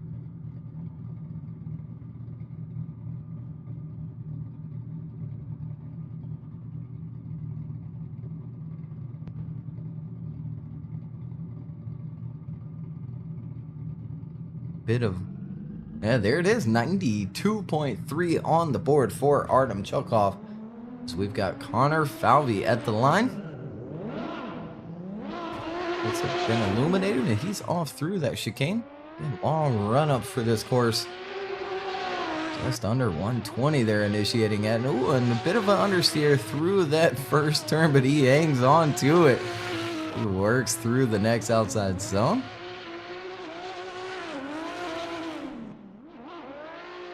Right to that track edge. Outside zone 5 there, using that little bit of left foot brake to hold it in that zone. Laying into that throttle for the next one. Down the hill. Last and final turn. And across that finish line. Yeah, Connor looking pretty good out there. Doing everything he needed to do for his first run to get those points on the board, and it ends up with a 91.8 for Connor, so very good starting score for the first run indeed. Now for our last driver, the first sets of runs, last year's VDC champion Zach O'Sullivan in that S14, heading down the hill, initiates in, looks good through outer zone 1, pushes all the way out to the track edge for outer zone 2, flying up the hill all the way to the track edge for outer zone 3. Zach is absolutely dialed here for this course. The car exactly where it needs to go. Mashing that limiter through outer zone 6. He's got one more transition to navigate, and he does it beautifully, filling out the final outer zone and finishing out his first run of qualifying. Yeah, really going after it there for his first run of the day. And look at there, a 97.8 on the board for him. And that puts him in the #1 position over Brandon Gardner with his 97.5. Oliver Eppinger back for his second run of the day. 95.2 is what he's currently sitting on, and nicely done. But really inside for that first inside clip as he works up the hill now. Getting into outside zone 3. Walking into that line. Good transition for the Manji section. Come up a little bit early, but extend it out. Look at there. Right along that track edge for outside zone 5. Good transition again right on that reference point, but a little bit shallow here in that zone as he works it back out to the outside. Good transition. Picking up that hash and across that finish line. Oliver trying to maybe match or improve on that 95.2, but just falling short in run number 2 with that 92.8, but still a very good score if a tiebreaker is needed. And now sitting on a 90 is Victor Alves here. Victor on that 90, maybe wanting to improve. Very fast initiation as he comes through outer zone 1 and 2, grabbing that inside clip along the way. Up the hill now to outer zone 3. Victor Alves throwing it through this course, just leaving that foot planted as he comes through the Manji section. Quick transitions through each of them. Clears outer zone 5 in no time whatsoever. I think this is a drag race for how fast he's going through this course. Getting through outer zone 6.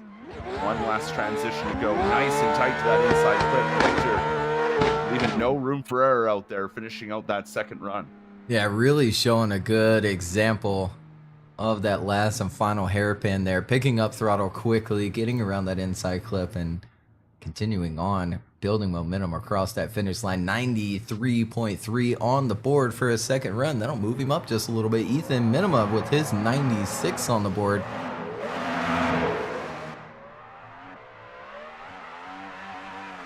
Flying down the straight. And cooking through turn one, filling those outside zones really deep.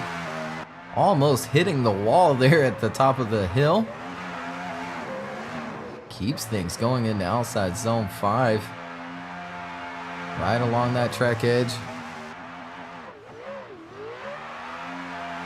Transition, but coming up a little bit shallow there for that outside zone. Works it back out to the outside though. Last and final turn here. And there he goes, trying to better that 96. He might with that run, but it's going to be close. It's going to be very close indeed. Just that small little mistake going to outer zone 5, I think, or outer zone 6, I think what hurt him. And a 92.3 for his second run there for Ethan. So now sitting on an 87.8. Augusto Ferreira wants to improve. Initiates in through outer zone 1. Could have been a bit closer to that inside clip. It fills all of outer zone 2. Up the hill now. Looking better this time through outer zone 3. Dropping too tire though, and it catches the curb and sends him off, and that'll be a 0 for the second run of Augusto Ferreira. Yeah, that's an unfortunate one to see there from Augusto. We'll have to wait and see where that 87.8 is going to hold up, as that drop zone for top 32 is 91.7. Again, 29 through 44 will go into the last 16 qualifying battles, where they'll battle it out for those last 4 positions in the top 32. Darius Ostraka up for run 2. 96.2 for his first run, sitting 6th place right now. Real snappy at the top of the hill. Makes it work though as he hangs on to his momentum. Working it into outside zone 5 now. Filling that zone. Again, these skid marks are just so dialed today in these outside zones. He works it into 6. Now down the small hill here. Good transition back. Goes a little bit wide for that inside clip though, and there he goes across that finish line for run 2.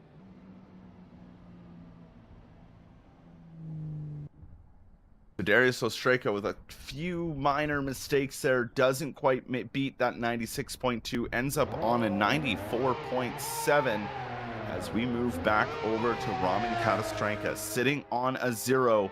He had what was looking to be a great first run, and then sadly over-rotated into that final hairpin and couldn't make up for it. We'll see if he can lay down a better run here and make it into competition later today.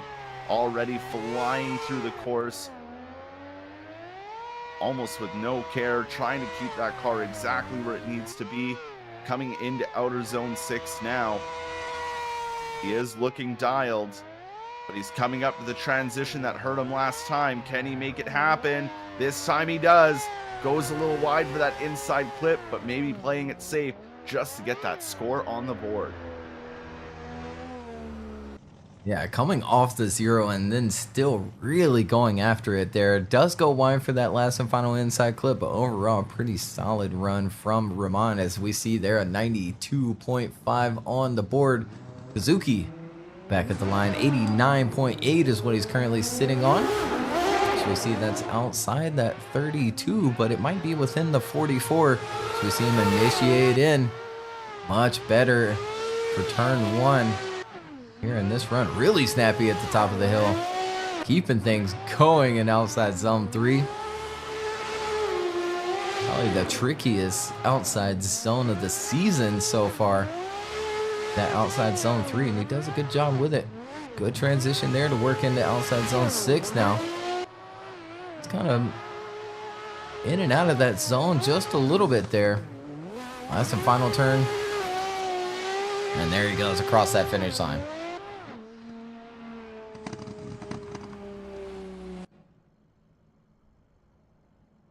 So trying to better that 89.8, he manages to do so with a 92.7 was Kazuki Fukushi, as we move over to Artem Cholkov.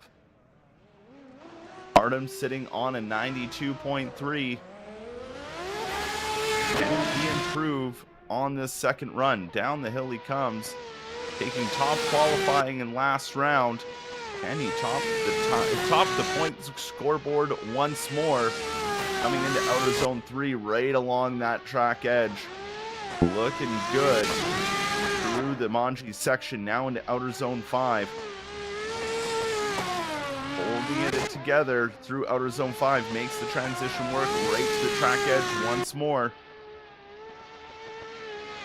Artem is on a flyer here, but will it be enough? As he crosses the line and finishes out the second run of qualifying. Yeah, another solid run there from Artem. Trying to better that 92.3. It's going to be tough. And it does. 96.3 on the board now for Artem Chokov. As Connor Falvey back at the line, ready to go. 91.8 is what he's currently sitting on. Again, just outside that top 32. As he three wheels that car in, and just a ton of understeer through turn 1. Maybe that bump through that turn 1 upsetting that car enough. So he works his way through the Manji section of the course now into outside zone 5, right along that track edge, using that left foot brake to hold on to it. And down into outside zone 6. Putting a ton of angle in it. He's going to drive him out of that zone just a little bit early. Good transition down the hill, though, and that inside clip across the finish line. Connor Falvey. Yeah, Connor trying to just do what he can to keep that car on track by the look of it, after especially that almost over rotation out of the exit of 5, but it worked out for him beautifully at the end. But an 89.3 for Connor. As we move back around to Zach O'Sullivan sitting on a 97.8. Our current top qualifier initiates in. Looks great through outer zone 1 and 2, grabbing that inside clip all along the way up the hill through outer zone 3. Tons of angle out of outer zone 3. Really going for it here is Zach O'Sullivan. Absolutely dialed out there as he comes through outer zone 5. Now transitions beautifully into outer zone 6. He is glued to that track edge. Nothing can take him off. Here it is, the final transition. Beautifully done through the outer zones. Wow, what a run from Zach. Yeah, it's going to be a tough one to better the 97.8. Just really two things to note. The amount of angle leaving outside zone 3 makes him kind of leave the outside maybe a little early and then come up for outside zone 4 early, and then leaving second to last outside zone just a tad early before that inside clip, and just falling 0.1 shy. 97.8 for run 1, 97.7 for run 2. Is Zach O'Sullivan coming out swinging for round 4, still sitting number 1 position as we load our next group of qualifying in. I mean, if you ever needed a tiebreaker score, that's the way to do it.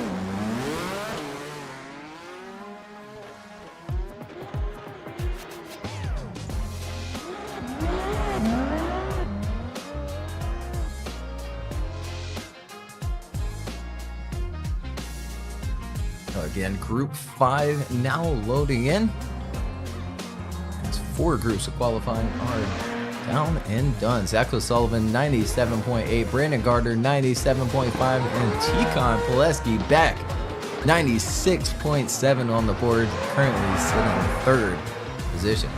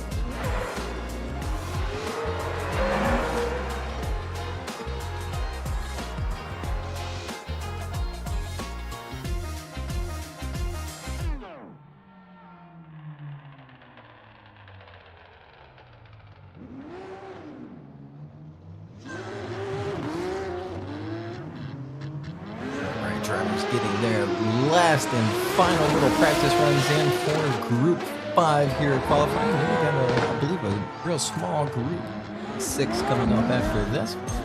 I believe Austin Meeks is going to start us out. Former FD Pro driver. Remember back in that Cadillac or the orange S14. Had a blue one at one point as well. Back in Pro 2 when Pro 2 was still a thing.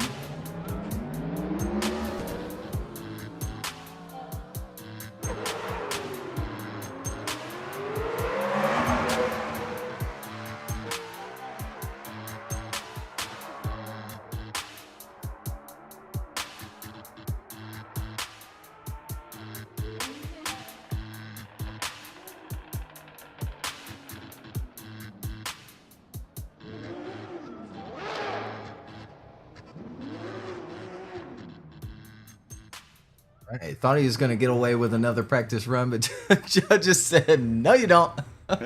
Tried.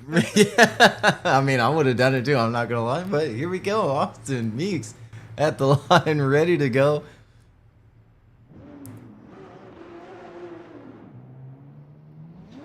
And through the chicane. Off for run 1.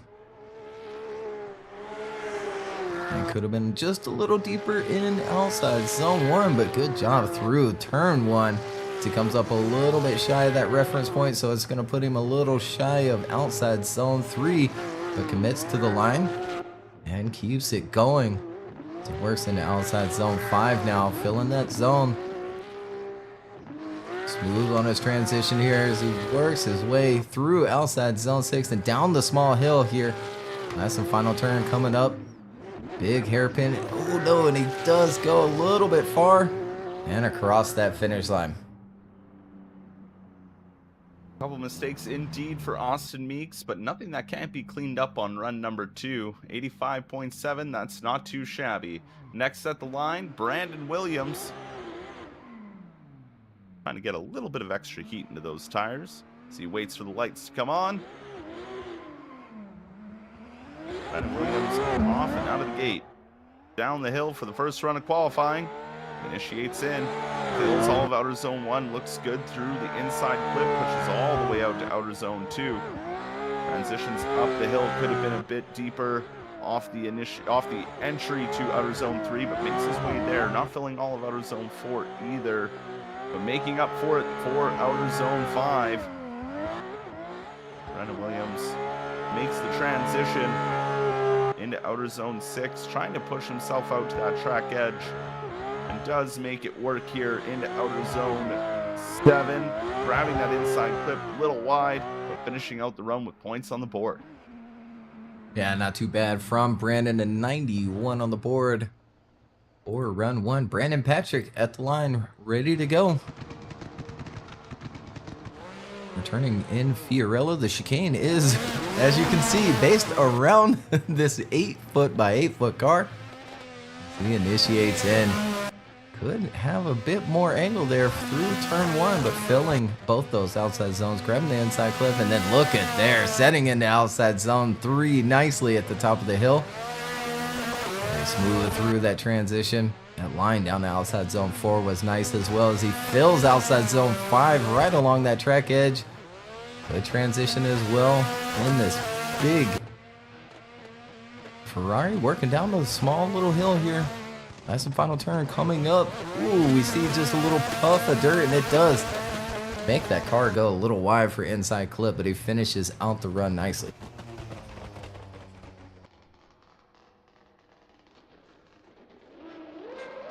Finishing out his run, but even with the small little mistake at the end, still ends up with a 96 for Brandon Patrick. Mustafa Amine now out for his first run.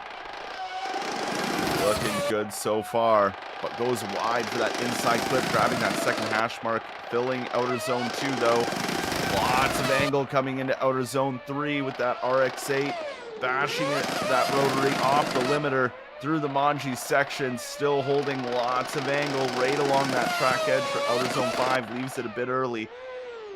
Comes down for outer zone 6, goes off throttle quite heavy, but still sticks with it.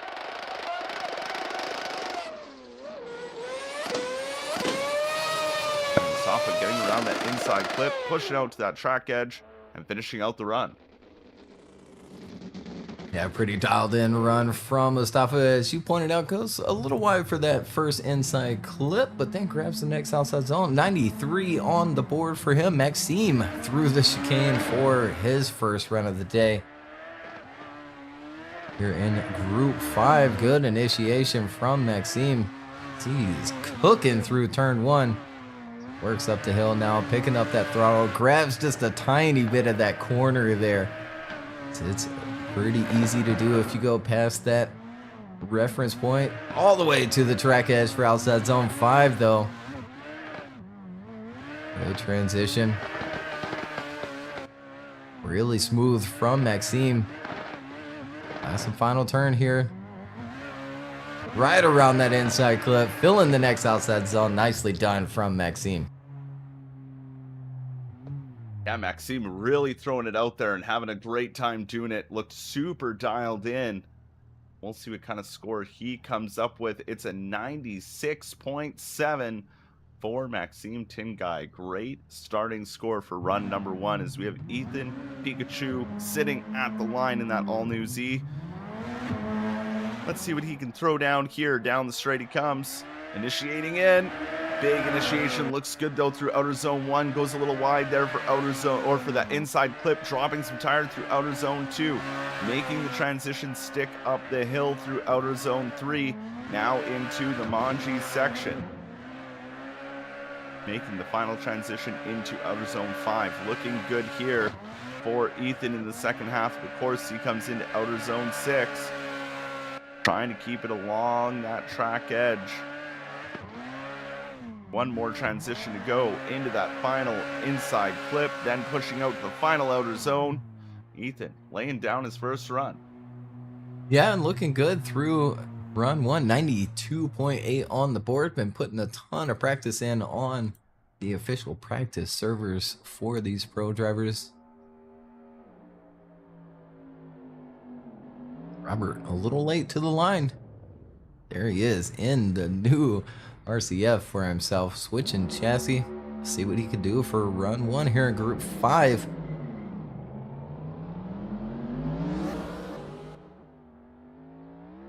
Flying down the hill. Good initiation through inside clip.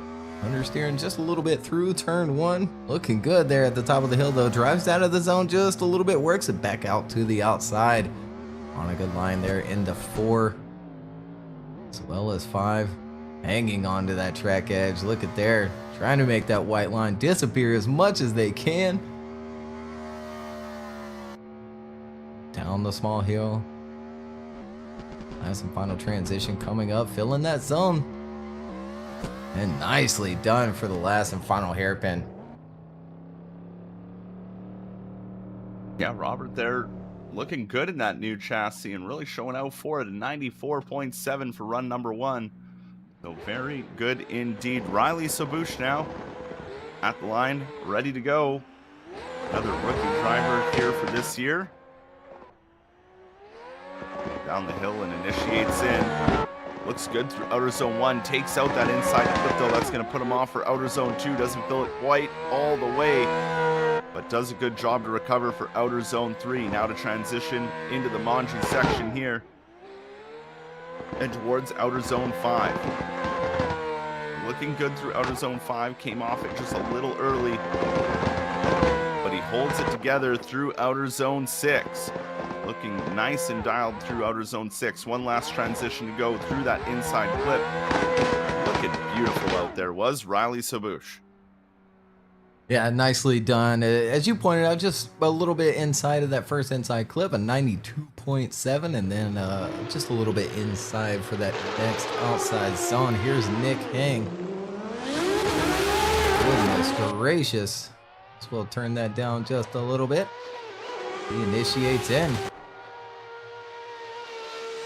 Understeering through turn 1, maybe a little bit too much grip or not enough wheel speed to make it out to the next outside zone, but he does a good job through 3. A little bit shallow on 4. Working through outside zone 5 there. And coming up a little shallow for that zone as well. Working it out to the outside. Smooth transition, and there he goes across that finish line. Nick Hang in the loudest car on the planet. And I thought Amine's car was loud. That thing is, wow, straight piped through and through. But Nick Hang there only with an 89.2. We know he has it in him. We'll see what he can do on his second run of qualifying as we come to the last driver for the first set of runs. Danelius setting out to see what he can do. Initiates in through outer zone 1, looks good. Grabs that inside clip 2, pushes all the way out for outer zone 2. Makes the transition work really well through outer zone 3.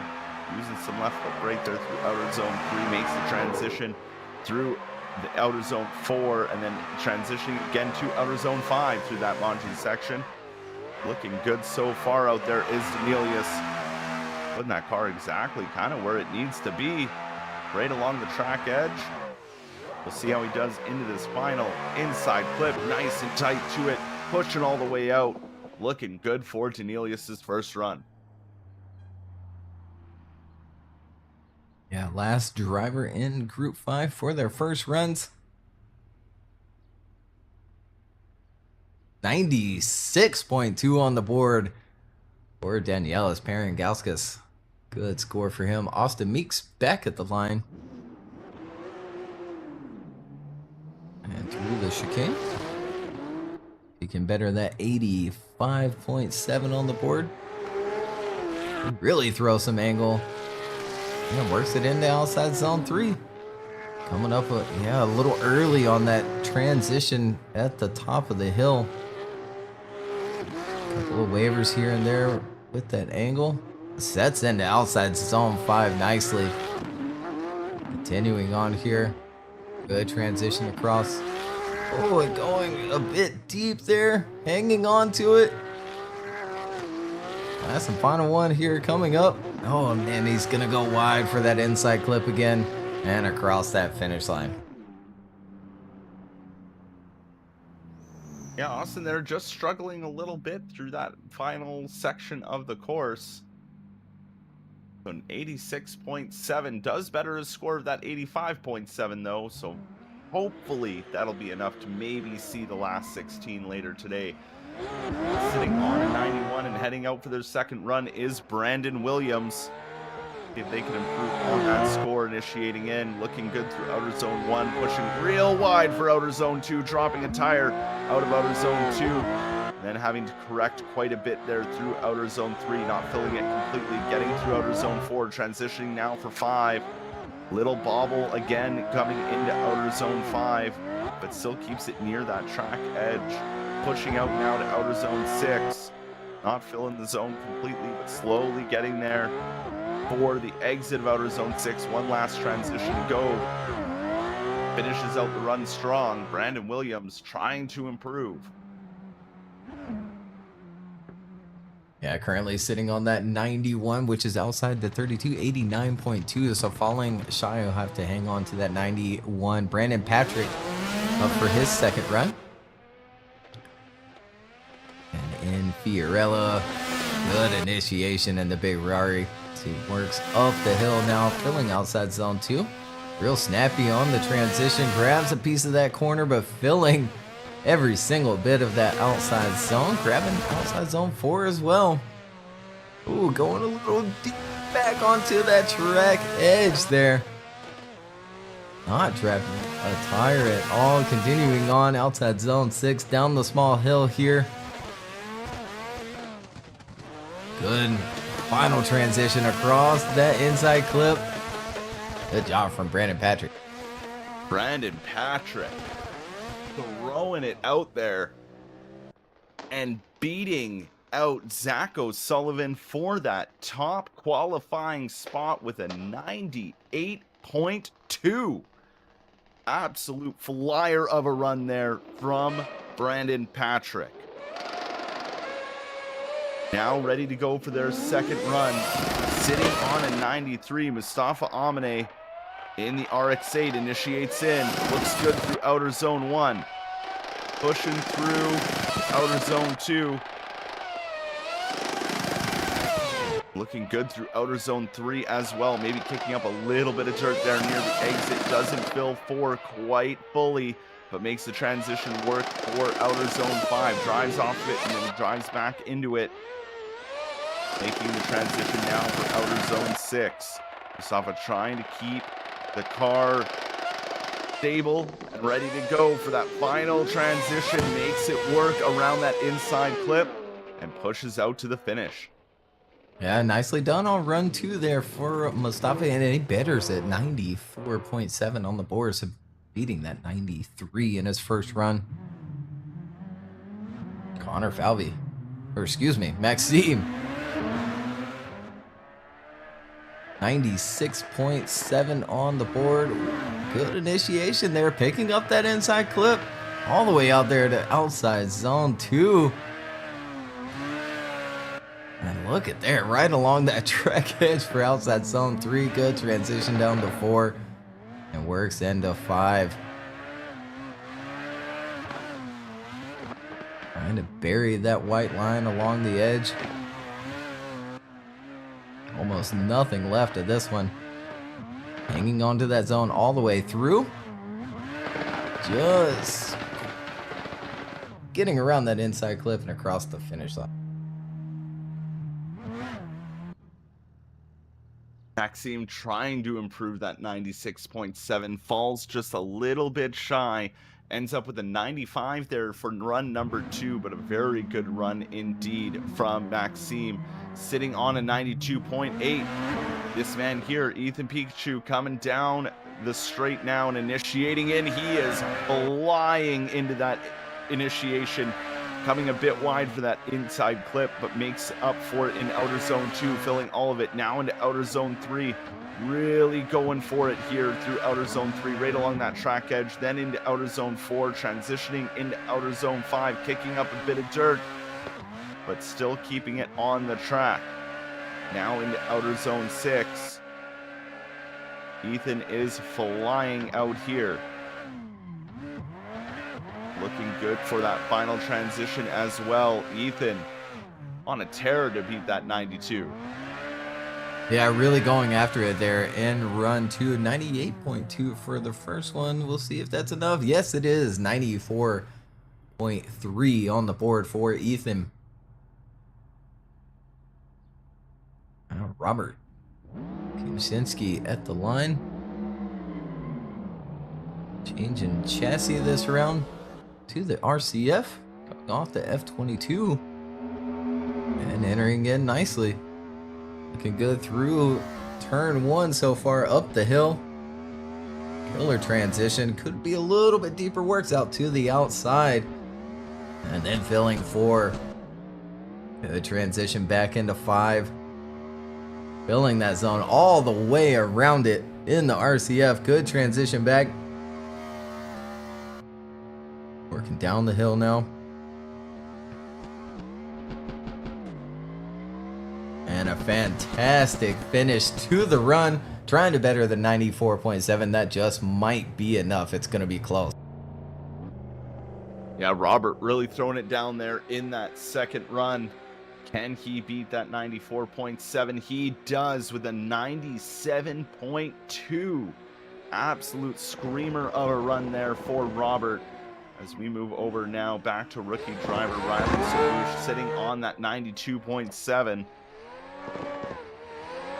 Shades in, could have filled more of outer zone 1, but grabs that inside clip nicely, and all of outer zone 2 transitioning up the hill. Trying to fill outer zone 3.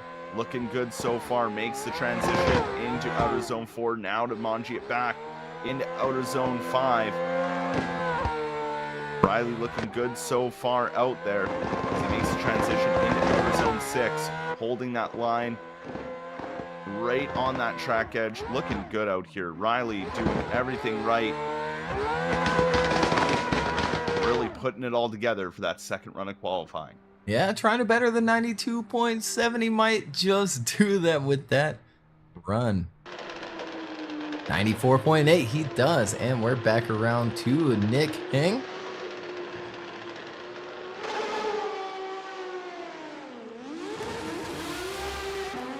Nick sitting on an 89.2. Big initiation, works it out to outside zone 2. Here he comes up the hill a little bit early, has to extend just a little bit for outside zone 3, and then that puts him off just a bit. Trying to leave outside zone 3. Working through 5 now. Big transition across, comes up a little short again, and then tries to work it out to the outside. He works down the hill now, last and final transition, trying to pick up the inside clip, grabs that first hash and across that finish line. And Nick Hang improves his score to that 91, but not looking all too terribly comfortable out there on this course compared to previous rounds. So hopefully he maybe figures out what's going on before battles later today. On to our final driver of Group 5. That means one more group left to go for qualifying here today. Initiating in is Danelius, sitting on that 96.2, struggling a little bit out of that inside clip. A little bit of understeer, doesn't fill all of outer zone 2. Makes up for it though through outer zone 3, dropping some tire though, putting him off. But he makes up for it, recorrects the car, and gets through the Manji section. Now into outer zone 5. Danelius flying out there, but trying to keep it calm and composed for run number 2 here, coming through outer zone 6. Nice and dialed in. One last transition left, grabs outer zone 7, and beautifully done through that inside clip, and grabs the final outer zone 8. Yeah, good way to finish the run there. 96.2 for run 1. We'll see if that's going to be enough. Better the score, move him up maybe just a little bit. So we see multiple 96.3s, and he falls short, 90.5 on the board. So that's going to do it for 5 groups of qualifying. Just one more small group to load in and finish out traditional qualifying, as we still have our last 16 qualifying battles coming up after this, where the 29th through 44th qualifiers will battle it out for those last 4 positions in the top 32. I think a really good addition to the series has been those last 16 qualifying battles. As gives more people the chance to battle after scoring in the 90s. Right now you need a 91 to make it into the last 16 qualifying battles.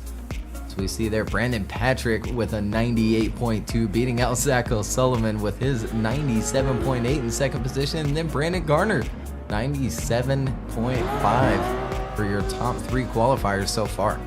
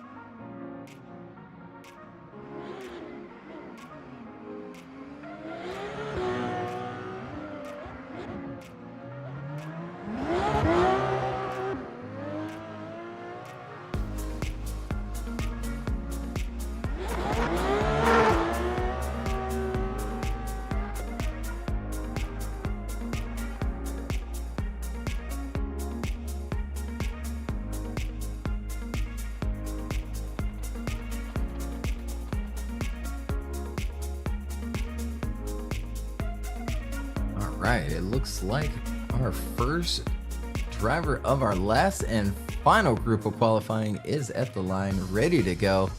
Steven Hatcher returning in the S2000.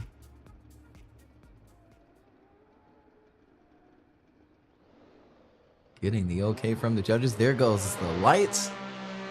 And through the chicane, Steven Hatcher going for his first run of the day. Big initiation from the small S2000 there. As he works through outside zone 2, filling it all the way. Nicely done at the top of the hill as well, filling the next outside zone. Ooh, and a ton of angle. That's going to put him a little bit off of outside zone 4. He works through outside zone 5 there. Nicely done. Good transition right on that reference point. Down that small hill. Tons of angle again before that last and final transition. Barely around that inside clip. There he goes across that finish line. Leave it to Stephen Hatcher to just throw a Hail Mary run right off the bat, and a 92.5 to start things off for our final group of qualifying. Very good job indeed. Our next driver at the line in the S15, Alan Hines. Ready to go to lay down the first run of qualifying here. Initiates in, looks good off the initiation, filling all of outer zone 1. Maybe could have been a tad closer to that inside clip, but fills all of outer zone 2. Transitions up the hill, looking good through outer zone 3. How does he look in the Manji section here? Well, pretty good as he makes the transition into outer zone 5. Alan Hines looking very dialed in here for run number 1. Maybe a slight bobble there coming into outer zone 6. One last transition to go here as he gets through nice and tight to that inside clip, pushes out to the finish line. Yeah, Alan looking dialed here at Silverstone. Wait and see what that score is going to be. And there it is, a 97.5. That puts him in 3rd position over Brandon Gardner right now, at least. We'll have to wait and see what his second score is going to be like before we really know where he's going to sit. Daniel Andreev off for his first run. Good initiation, grabbing that inside clip, and up the hill. Seemed early on the transition, but he makes it work, filling outside zone 3. Nicely done for 4. We see a little puff of dirt, but man, it looked like he was just on that edge.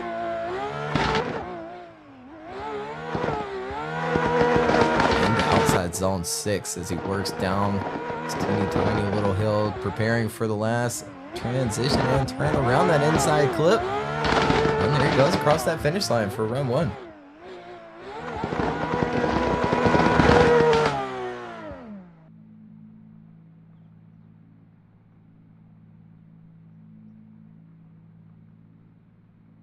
Daniel there really throwing it down for run number 1, and it seems like even at group 6 these guys are still super dialed in. 96.3 for Daniel Andreev in that first run of qualifying. Abdulaziz Al-Harbi at the line now, ready to get some points on the board as he comes down the hill and initiates into outer zone 1. Maybe could have filled it just a little bit more. Hits the second hash on the inside clip. Doesn't fill all of outer zone 2.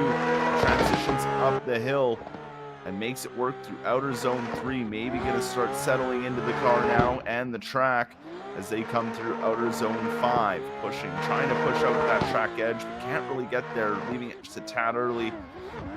Coming into outer zone 6, losing some angle and having to add more angle as he comes through outer zone 6. One more transition to go. Gets in that zone though, pushes through that inside clip and finishes out the run. Yeah, pretty strong run there from Al-Harbi. So we wait and see what that score is going to be like.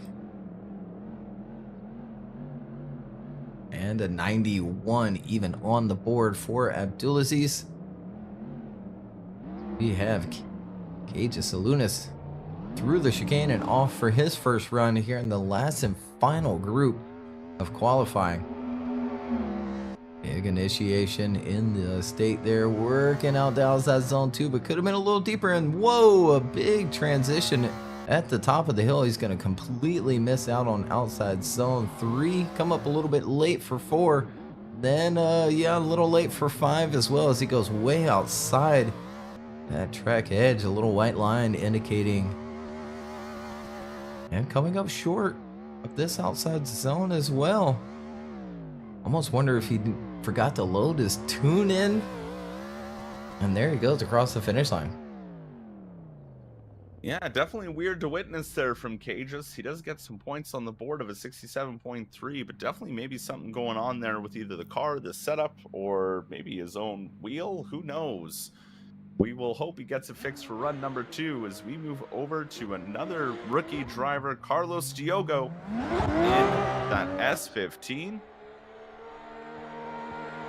See what he can lay down here for round 4, initiating in, kicking up some dirt off of outside zone 1 and not filling all of outer zone 2, but transitions up the hill. Keeps a good mid line through outer zone 3. Transitions, fills all of outer zone 4. Transitions again into outer zone 5, trying to keep it on that track edge, dancing the car just a little bit as he leaves outer zone 5 and transitions into outer zone 6. Trying to fill all of the track, makes his way out there by the end of 6. Now the final transition, just a tad wide around that inside clip, but making it look good and finishing out the run. Carlos finishing out run 1 for himself. We'll have to wait and see what the score is going to be. If it's going to be enough to put him into battles. I know right now you kind of need a 91 to even make it into last 16.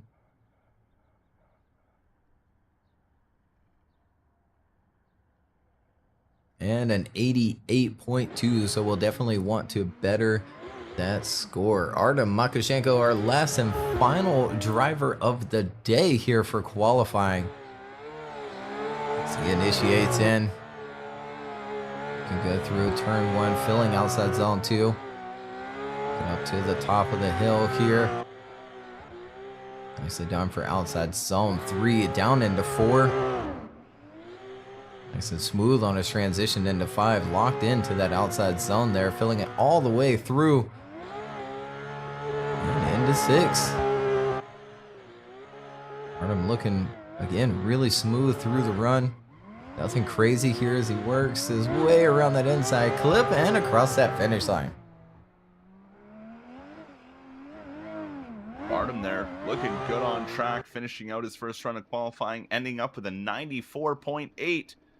That's a great score there, and we'll flip back around for the final runs of qualifying here today before we move into our last 16 battles.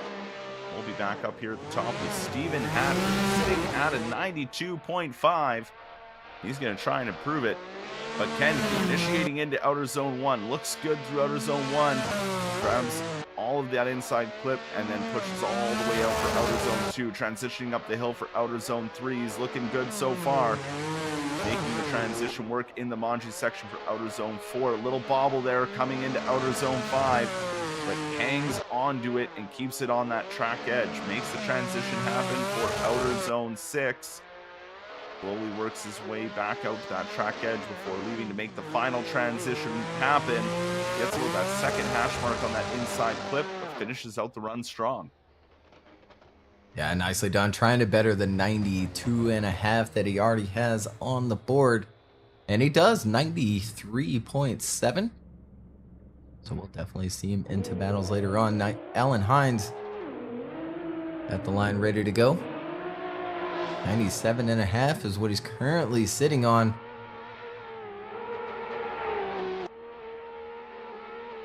And filling outside zone 2, very nicely done through turn 1 and into turn 2, outside zone 3. Dropping just a little bit there for outside zone 4. Right along that white line there for outside zone 5. Good transition as well. Alan dialed in here for run 2, trying to better the 97.5 and get a higher, lower score than Brandon Garner across that finish line. We'll have to see if that's enough to put him in the 3rd position. Well, it's a 96.8. So you tell me, Craig, does that put him into it? It sure does. It keeps him there in that 3rd position over Brandon Garner. The 96.8 for the second run of Alan Hines here as we move over to Daniel Andrzejewski sitting on a 96.3, initiating in, looking good through outer zone 1. A little wider around that inside clip though, but filling all of outer zone 2. He is absolutely flying in the first first half of this course up the hill, through outer zone 3, making the transition work right along that track edge. Lots of angle added into outer zone 5, but it makes it work for him as he clears it and keeps it in his zone. Keeps it in the drift. And looking good is Daniel out here. That was such a snap transition in the 5. I almost thought he was going to spin, but he made it work. Looks good around that final inside clip, pushes out to that final outer zone and finishes out the run. Yeah, nicely done for run 2, trying to better the 96.3. He might do that with that run. Oh, he comes short, 93.8 on the board.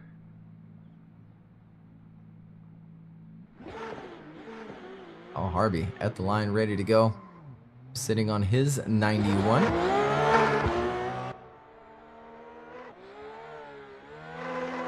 Going for the big initiation. But hitting inside clip 1. Big transition at the top of the hill. He's going to come up a little short. Outside zone 3. I think he knows it with the flashing lights there. Coming up a little late for 4, but then fixes it into 5. Leaving that one just a little bit as well. As he makes that transition back. Be a little bit deeper here. Hanging on to that line though. Good transition around that inside clip and across that finish line. Now Harvey trying to make it work. Doesn't quite improve on that 91, but gets very close to it, a 90.8. But sitting on a 67.3 and really needing to improve is this man here, Cages Lunas. We'll see what he can lay down for the second run of qualifying. Lots of mistakes in his first run. Let's see if he fixes it this time around. Looking way better through outer zone 1, not filling all of outer zone 2. Makes it work for outer zone 3, just maybe dropping a little bit of tire, but makes the Manji section happen into outer zone 5, keeping it along that track edge. This looks way better than the first run, so maybe we're right. Maybe it was a tune load issue. Maybe something happened and didn't apply properly, because now this looks way more dialed in than the first run. He's able to make that magic happen and finish out a run that'll definitely beat out that 67.3.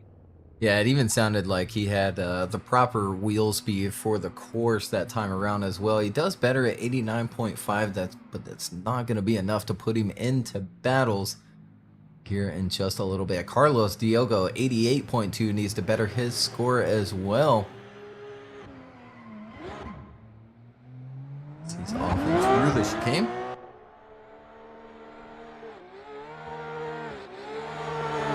Big initiation there. Hits the inside clip though. Tries to work it out the outside zone 2. Big transition at the top of the hill. And oh no, he's over rotating. He hangs on to it. And he's going to continue the run anyway. Into outside zone 5. Huge transition. Goes wide. Back into the zone now. Here it comes into outside zone 6. Now down the small hill here.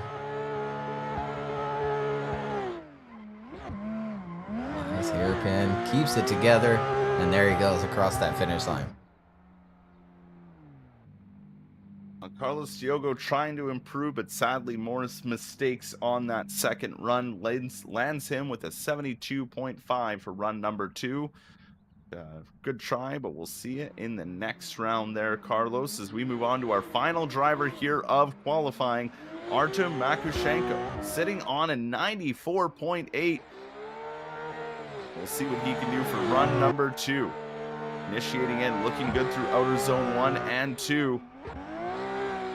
Early transition there for outer zone 3, but he makes it work, flying up that hill and making the Manji section happen.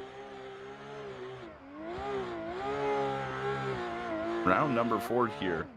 This is going to be battles not to miss here for the last 16 or the top 32 later today. As we watch Artem coming through outer zone 6. One last transition here into that final hairpin. Artem throwing it out for our last qualifier. Yeah, good way to end traditional qualifying there. Artem Makushenko trying to better the 94.8 that he already has on the board. We'll wait and see if that is going to be enough. Still 94.8 puts him into battles. Should put him into the top 32, 91.5 on the board for run 2. But again, 94.8 he'll hang on to. Again, a good score to have going into battles. So we take a look at that top 8. Brandon Patrick is going to hang on to number 1 position, 98.2 on the board. Zach O'Sullivan with his 97.8. Alan Hines with a 97.5. Brandon Gardner with one as well.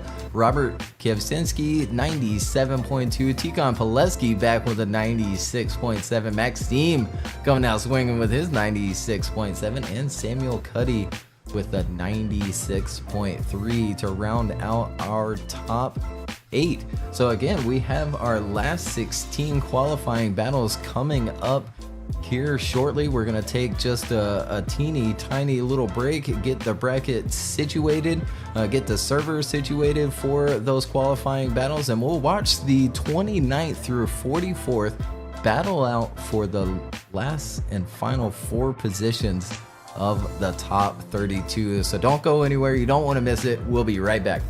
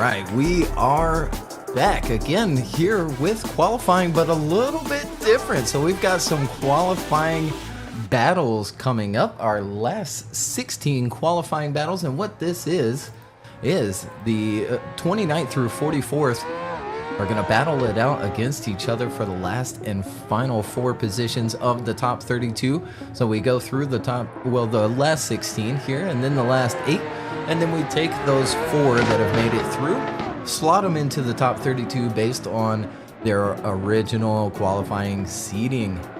So first up, we've got Ethan Pikachu and Connor Falvey, Victor Alves, Vladislav Yakulovic, Daniel Mora and Roman Kondratenka, Marcel Studenski, and Olivier Blias. On that left-hand side of the bracket will be our first group today here in the last 16. If you're just now joining us, we'll take a look at the line map today. Start of the course on the right-hand side of the screen into your first outside zone for clip 1, and then through your first inside clip for clip 2, out to clip 3 for your next outside zone, and then we have a small off-throttle spot there before clip 4 to allow those drivers to set up nicely for clip 4. Really difficult zone to get as you come up over that hill, over the crest. You don't really get a whole lot of reference point before you make that transition and sort of have to commit to it for clip 4, then down to clip 5, and then into clip 6 with another really small off throttle section of the course there. Again, just teeny tiny to allow those drivers to set in for clip 6. And then out to clip 7, your next big outside zone, down to clip 8, 9, and 10 for your last and final hairpin of the course. It looks like we have our first drivers at the line ready to go for their battles here in the last 16. We sure do, and welcome along everybody to round 4 of the Virtual Drift Championship here at Silverstone, little throwback track, and we are here for the last 16 battles. In your lead lane is Ethan Pikachu, qualifying 29, and then qualifying 44th is Connor Flavey in the chase position, initiating in, looking good for Ethan out front. Kind of struggling in that chase position is Connor. He makes a big dive up the inside, trying to hold that proximity towards the speed that Ethan was carrying up the hill as they come through the Manji section. Not quite filling outer zone 4 was the chase. He's just trying to stick in the pocket of Ethan and do everything he can to stay right beside him as they come through into outer zone 6 now. A long way around outer zone 6. Now this is where it matters. The chase has to watch out here. Gets right on the door, knocks the front fender a little bit, and they both cross the line. Yeah, holy smokes, what a start to the last 16 battles. Let's go back to the replay. Ethan out front with a great initiation, nice and smooth. And didn't you see there Connor Falvey coming through, sort of understeering through turn 1 like we saw in qualifying, but he hangs on to it, doesn't touch Ethan through turn 1, stays with him there through that transition, falls back a little bit into outside zone 5 as they work their way through there. Good transition again from Ethan down the hill. Connor's still there with him. And then almost over rotating is Ethan, but he picks up that throttle, continues on, and we turn him around for the second half of their battle. At the start line, ready to duke it out to see who advances on. Connor now in the lead lane. Ethan ready to chase him down. They leave the start gate and get ready to head down the hill. Initiating in is Connor. Right with them is Ethan, though, on the door as they come through to outer zone 2. Filling it nicely from our lead driver as he goes into outer zone 3. Ethan giving him no breathing room, though. Putting that all-new Z right on the door. Leaves him a lot of room for the transition here into outer zone 5 and quickly regains that proximity.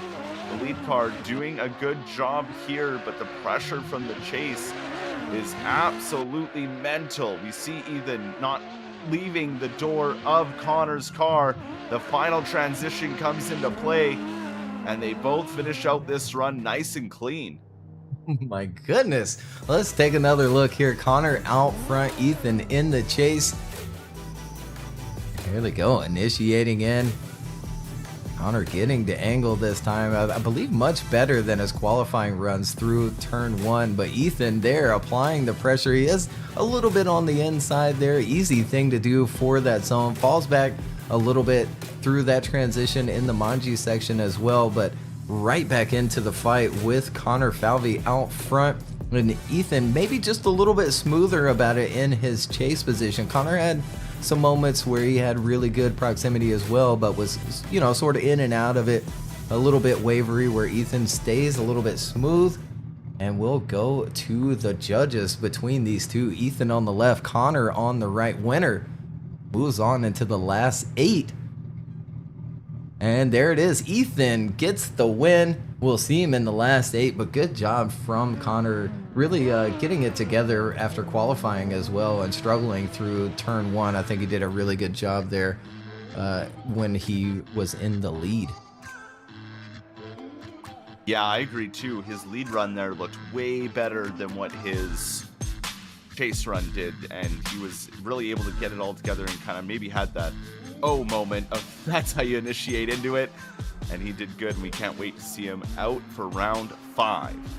As we have our next battle at the line ready to go, Victor Alves in the lead lane, being chased down by Vladislav Yakulovich in the BMW. Down the hill they come and initiating in. Good off the initiation. Right on the bumper is, or on the door is Yakulovich in that chase position. They both kind of cut that line though, coming into through turn 1. We'll see how the rest of the battle plays out here as they come into outer zone 5 now. On the door still is Vladislav. Kicking up some dirt though from that lead lane is Victor Alves out front. They come through outer zone 6. Still on the door is Yakulovich as they make the final transition. He left lots of room before it gets back up on the door. And we'll see how this plays out in the second battle. Yeah, let's take another look at it here on the replay. Victor Alves up front in the first half of this battle. Good initiation, but doesn't quite fill outside zone and immediately gets on that left foot brake. Drops just a little bit of tire there for outside zone 2, but look at the pressure being applied from Vladislav in outside zone 3. Sticks with him through 4, and then both of them have a little moment here. We see Victor a little bit on the outside, and then Vladislav dropping back just a little bit there. As Victor drops the tire, they work their way through outside zone 6. Last and final outside zone or turn here. As you pointed out, Vladislav leaving a little bit of room, but maybe a smart play there coming into that last and final hairpin. And that's exactly what I figured. Just, you know, hey, you're not too confident with this lead driver yet. You just want to leave enough room so no mistakes happen and it's a clean battle. But now they're back at the start line, ready to duke it out for the second time to see who will go up against Ethan for that first of the final 4 spots. We now flip them around. Vladislav in that lead lane. Victor Alves now going to chase him down. They come down the hill and initiate in through outer zone 1, and already a big gap there from Vladislav out front. Victor's trying to close it, but way offline, trying to close that gap as they come through outer zone 3. Victor just starting to catch up now through the Manji section, but the judges will probably look at that, what he did in the beginning there, and deduct him heavily for it as they transition down to outer zone 6. Victor trying to close that gap, trying to stay on the door. He's got to leave room now for the transition here. He does, tries to put it back up on the door, and they finish out side by side. Yeah, here we go, back to it again. The second half of their battle between these two in the last 16, a close one to call, I think, for these judges. Vladislav getting out to a really good start. Gap established, and there we see Victor go off a little bit at outside zone 2 and then back into the fight for outside zone 3. Vladislav pours on the angle there, grabs 4 into 5 with Victor right there behind him, but ooh, yeah, it looks like he does stay on track. I was worried that Victor might have dropped a tire back there in that chase position, but he hangs on to it, stays with him. Look at there, door to door before the last and final transition across that inside clip and across the finish line between these two. We go to our judges here. It looks like they've already made a decision. Chris is going right, Carl is going right, Matt goes right, Vladislav Yakulovich gets the win over Victor Alves, and we'll see him in the last 8. Well, good job from Vladislav there, as we already have our next last 16 battle ready to go. Daniel Mora in that BMW in the lead lane, being chased down by Raman Katastrenka in the FDRX7 in the chase lane. The lights go on, and this last 16 battles underway. Gate clean, no restarts here as they come down the hill. And they initiate in, looking good through outer zone 1. Ramen really trying to close that gap by cutting that inside clipping point, making their way through outer zone 2 and up to outer zone 3. Ramen applying the pressure onto the E30 of Daniel Mora. They come through the Manji section.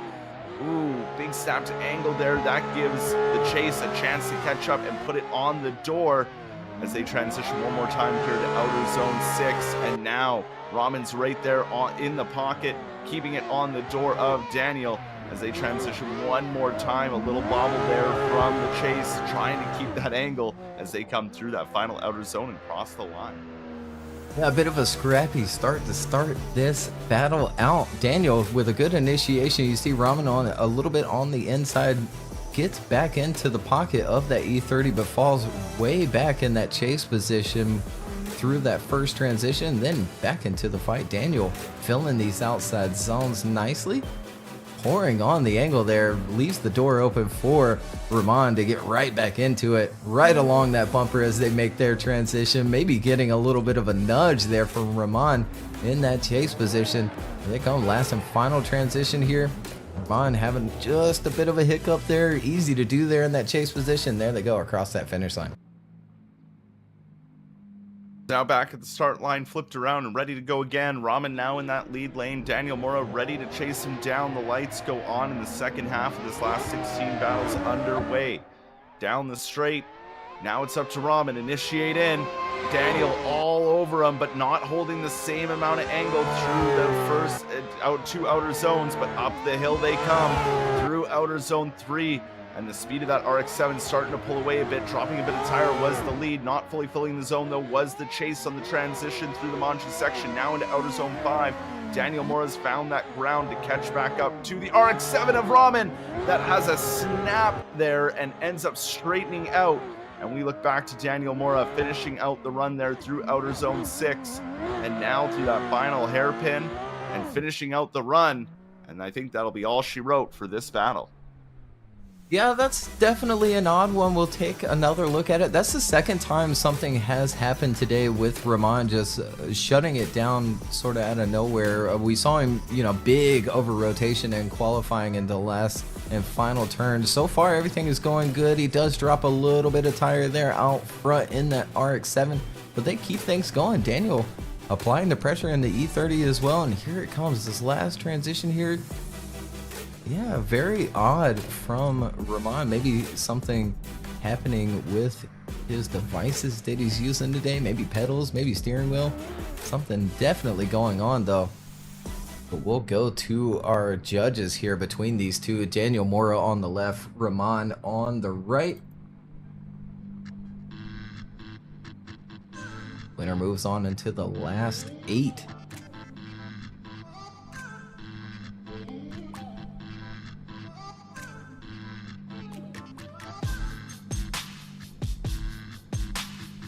And there it goes. All 3 judges go left for Daniel Mora. He gets the win. We'll see him in the last 8. Unfortunate for Rahman. Put up a good fight, but again, just something going on with him today. Yeah, definitely so, as our next battle is quickly underway. A little early center, but that's okay. Marcel Studitsky in the lead position in the S15, being chased down by the S14 of Olivier as they initiate in. Looking good off that initiation. Olivier really cutting that inside clipping point to keep that proximity as they come up the hill. Olivier's keeping it on the door of Marcel as they come through outer zone 3, now into the Manji section. Looking good so far into outer zone 5. Olivier giving him no breathing room at all through outer zone 5. They transition into outer zone 6. And this is a very clean battle so far, as Olivier is just putting that car where it needs to be. The lead driver, Marcel, doing a superb job out front as they come across that finish line. Yeah, good start to the battle. We'll take another look at it here. Marcel out front, Olivier giving chase. A close battle so far in the first half. Good transition from Marcel. Nicely done for outside zone 3. Of course, could have been a little bit deeper, but where he needs to be nonetheless. Look at Olivier applying the pressure into outside zone 5. Right there in that pocket with him. Drops back for the transition right along the bumper. and then reeled him right back in, staying with him through outside zone 6, down the small hill, last and final transition, right up along that door, and there they both go across that finish line. And we've got Marcel driving backwards. Left the AI line on. Yeah, and the track didn't even come with the AI line on, and we provide the new AI behavior that allows you to drive backwards on any track online. So, Well, you know, old habits die hard. That's the easiest way to put it. As they're back at the line now, ready to duke it out for the second half of their battle. Olivier now in the lead lane with Marcel ready to chase him down. The lights go on and off they go. A clean start through the gate. Down the straight they come. Up through the gears on the throttle and initiating in. Olivier looking good out front. A huge gap to the chase, who had to pull out some angle just to try and catch up with them through outer zone 2. Now up through outer zone 3. Marcel's starting to regain that proximity that he lost early on as they come through that Manji section into outer zone 5.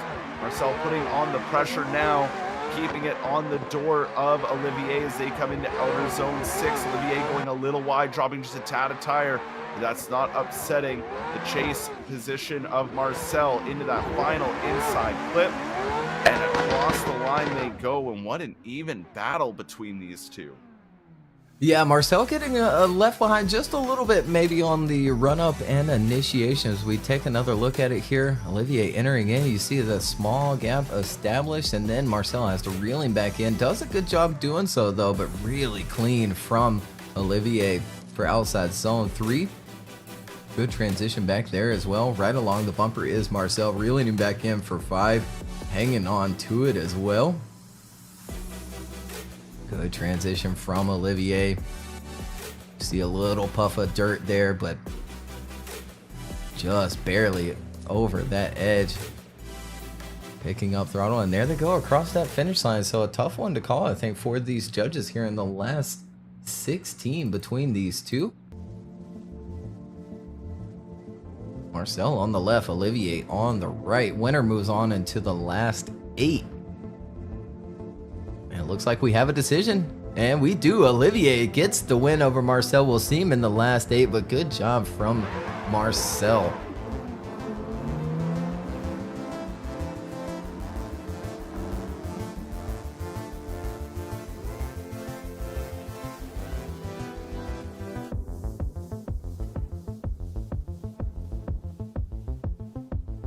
So we'll take a look at our last 16 here, as we looks like we need to give it a good old refresh.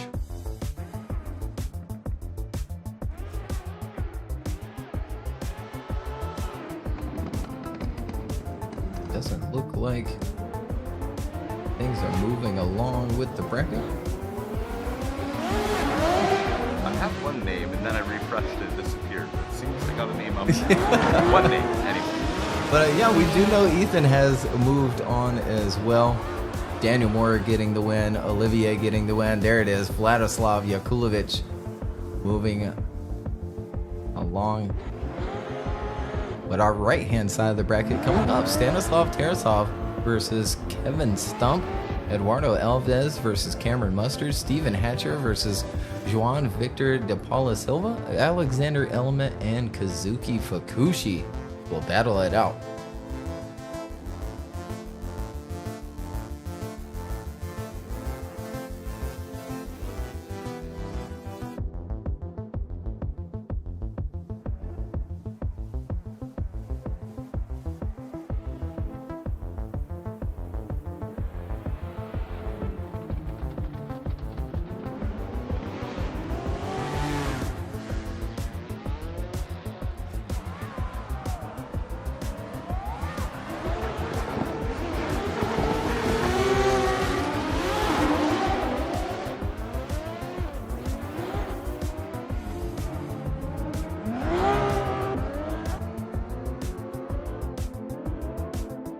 Getting a last call from those judges.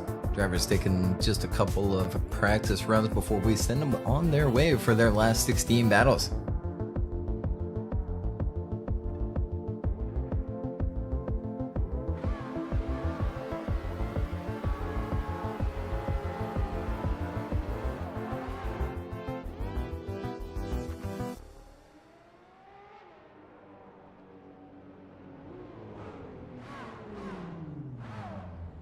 So ready for the next half of the top 16 battles.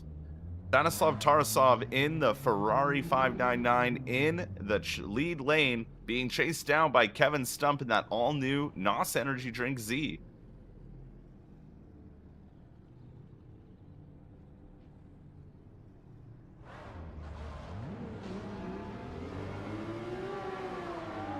The lights go on and the first battle's underway. Stanislav out front, being chased down by Kevin Stump, initiating in, not filling all of outer zone 1 for our lead. And Kevin really having to go fast and falls off course. That's all 4 wheels off for Kevin Stump. So now Stanislav has got to keep it together. He did initiate very quickly, not filling all of outer zone 1. But I don't know if that's enough for the judges to swing the tide from that chase position, as he clearly just understeered and went clean 4 off there. As we see Stanislav coming through outer zone 6 now, making that transition happen and finishing out his lead run. Yeah, let's go back and take a look at it here as we see really early through the line there. Maybe Kevin just getting caught napping. Stanislav out to a really good start, almost late on the initiation. As you pointed out, doesn't quite fill outside zone 1, but gets around inside clip. We see Kevin understeering through that turn 1, trying to make up that gap. And Stanislav continues on in the big Ferrari, filling outside zone 5. The transition across, really doing everything he should be doing in that lead position, just missing that chase driver with him. Completes the run, and there he goes across that finish line. Well, back around at the start gate and hoping to have a better run this time around. Kevin Stump now in the lead in that all-new Z, being chased down by Stanislav in that Ferrari. The lights go on. The second half of this battle's underway. Initiating in is Kevin Stump, looking good off that initiation, kicking up some dirt from the chase driver, pulling out of drift and regaining, pulling at an angle and adding more angle was the chase driver through outer zone 2 and that first inside clip. But Kevin Stump keeping it together here for run number 2 and his lead run, going a little wide there on outer zone 5, dropping a tire now into outer zone 6 with Stanislav all over the door of Kevin Stump. Gotta keep it clean, gotta wait here for the rotation of the cars to get through that final inside clip, which Stanislav absolutely obliterates, but they finish out the run. Yeah, I'm not sure if he needed really to apply that much pressure in the chase. We'll take another look at it, and it comes really close to Stanislav straightening out there, right there before inside clip, and right there driving up that hill, extremely close to being straight. But may stay in it and keep going, filling that outside zone. Yeah, we see Kevin drop just a little bit of tire there. Good transition across, picking up throttle when he should, almost getting pushed along from Stanislav again. Maybe not needing to apply that much pressure in the chase, but he does so anyway.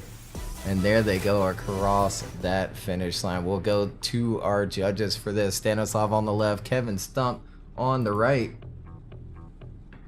And there they go to the left. Stanislav Tarasov gets the win over Kevin Stump, and we'll see him in the last 8.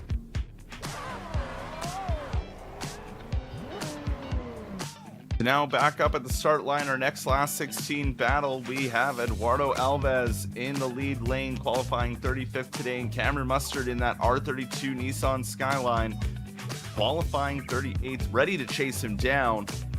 We'll see how this last 16 battle plays out and who will go see Stanislav Tarasov in the last 8. The lights go on and off they go, clean through the start gate, no restart needed. Initiating in is Alves, very far ahead already of Cameron Mustard as they come up the hill into outer zone 3. Johnny McIntyre was the lead, but Cameron's managed to regain that proximity, trying to time the transition there for the Manji section, falling off again into outer zone 5, dropping some tire for the lead as they transition into outer zone 6. Cameron almost not leaving enough room there. Maybe a little touch of bumpers as they came into outer zone 6. Another little tire drop there. Not sure who that was from though as they come through that final inside clip. The pressure really applied by Cameron in the second half, but just losing out in that first half. Yeah, drivers are definitely pushing so hard here in the last 16 as we take another look at it. Alves initiating almost late as well, but flying through turn one and getting off to a really good start above Cameron Mustard. But look at there into outside zone 3, and we see Cameron angle up big time trying to leave that zone and then right back into the fight, almost grabbing a piece of that bumper.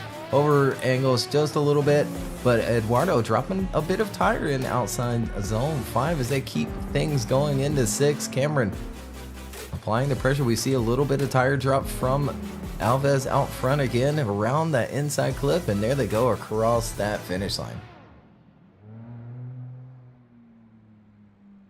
Well, back around at the start gate, they're ready for the second half of their battle. Cameron Mustard now ready to lead in that R32.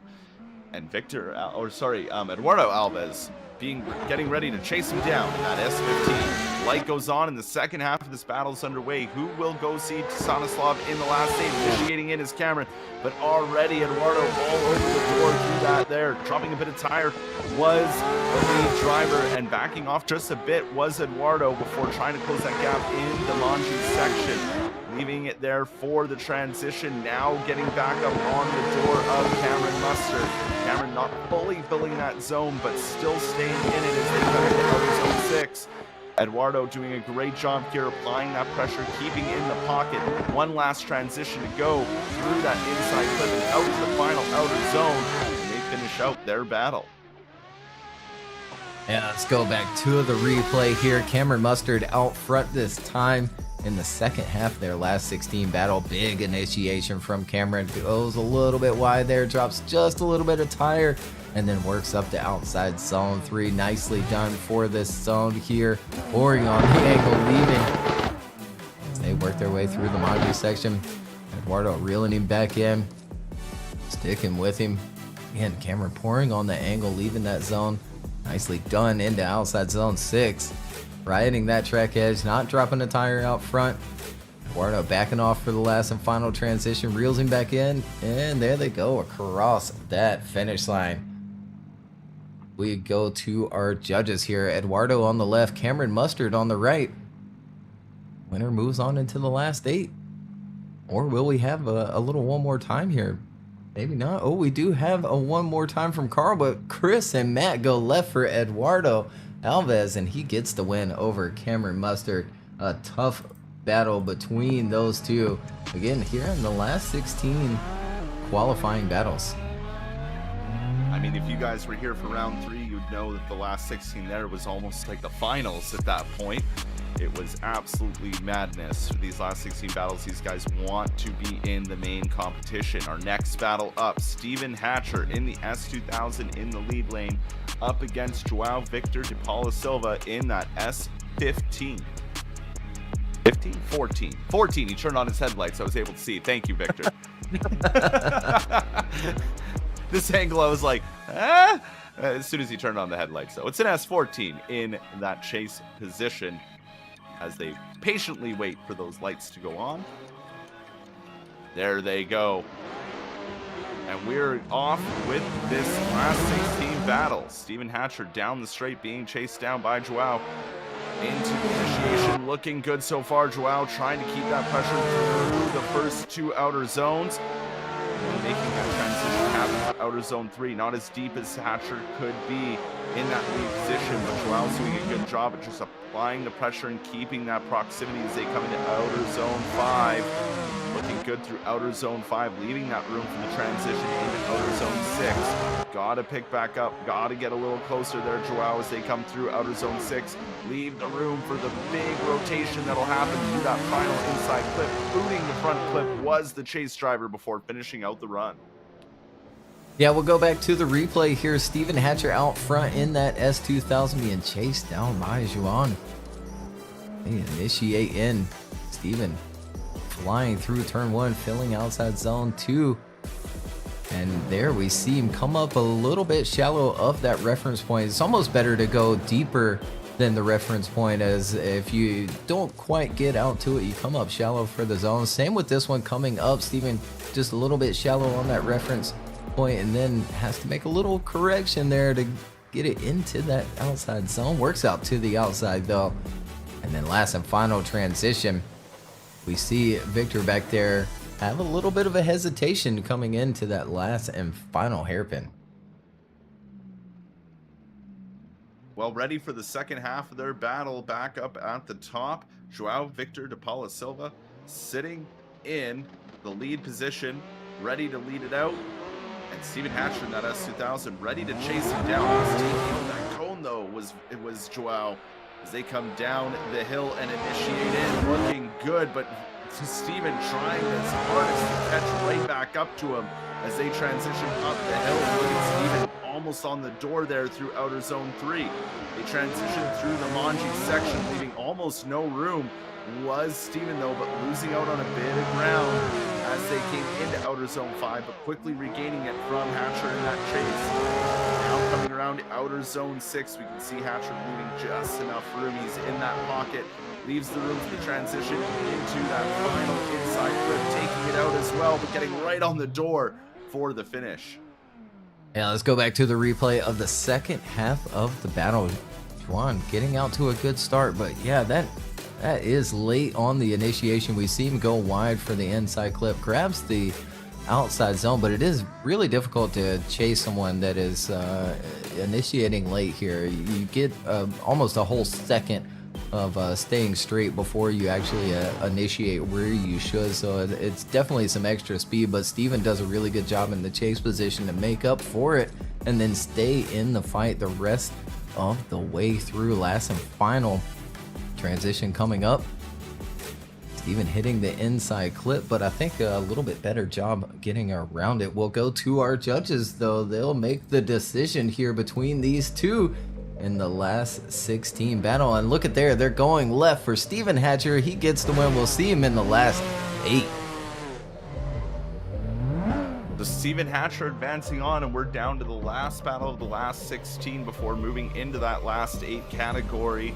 And this is Alexander Element in the Ferrari 599 in that lead position, qualifying 34th, and then Kazuki Fukushi in the GR Corolla, who qualified 39th today. We'll see how this battle unfolds as the lights go on and off they go. Ferrari wide gap in the cones, just enough for Alexander Element to get through and initiates in, and he's leaving Fukushi in the dust off of that first outer zone through the inside clip and outer zone 2. Fukushi trying to catch back up, but he is quick, trying to take out the angle to catch back up. Maybe a straight in there through outer zone 4. That'll be something for the judges to look at. I was lost in the smoke a little bit. Now they're transitioning into outer zone 6. Fukushi still isn't really on the door, but leaving that room as they transition one final time down to that inside clip. Fukushi struggling, and maybe another straight in there at the end. Yeah, let's go back to the replay here between these two. Element out front and just flying into the initiation. Again, maybe a little late. We see him go wide for the inside clip. Fills the next outside zone though as he works his way into outside zone 3. We see Fukushi almost straightened up there. Yeah, kind of does so there in that Manji section of the course, trying to get back into the fight with Alexander Element. Big transition across, filling that next outside zone. Good lead out front here through the second half of the course. Fukushi diving back into this last and final turn, and there they go across that finish line. Well, back around at the start gate. Kazuki Fukushi in the GR Corolla now ready to lead it out. Alexander Element ready to chase him down. Here we go, lights go on, the second half of this battle's underway. Down the straight he comes and initiates in. Looking good off the initiation. Alexander Element though already on him as they come through outer zone 2 and transition up the hill into outer zone 3. A little wide was Kazuki there, but Alexander Element sticking right with him. No stranger to battles is Alexander Element as they come into outer zone 5. Alex gets it on the door, leaves lots of room for the transition into outer zone 6 here. But back on the door of Kazuki Fukushi coming through outer zone 6. Now for the final transition. Nice and tight by both drivers through that inside clip. We'll have to leave it to the judges to decide. And here we go with that replay. Kazuki out front, initiating in nicely, real snappy. A little bit of understeer there through turn 1. Doesn't quite fill outside zone 2, and then goes really deep there. We see a little puff of dirt. Makes it work for outside zone 3, though. Really pouring on the angle before he transitions. And then into outside zone 5. Alexander reeling him back in. Falling back for that next transition. We see him work out to that track edge, working down the hill now, last and final turn coming up.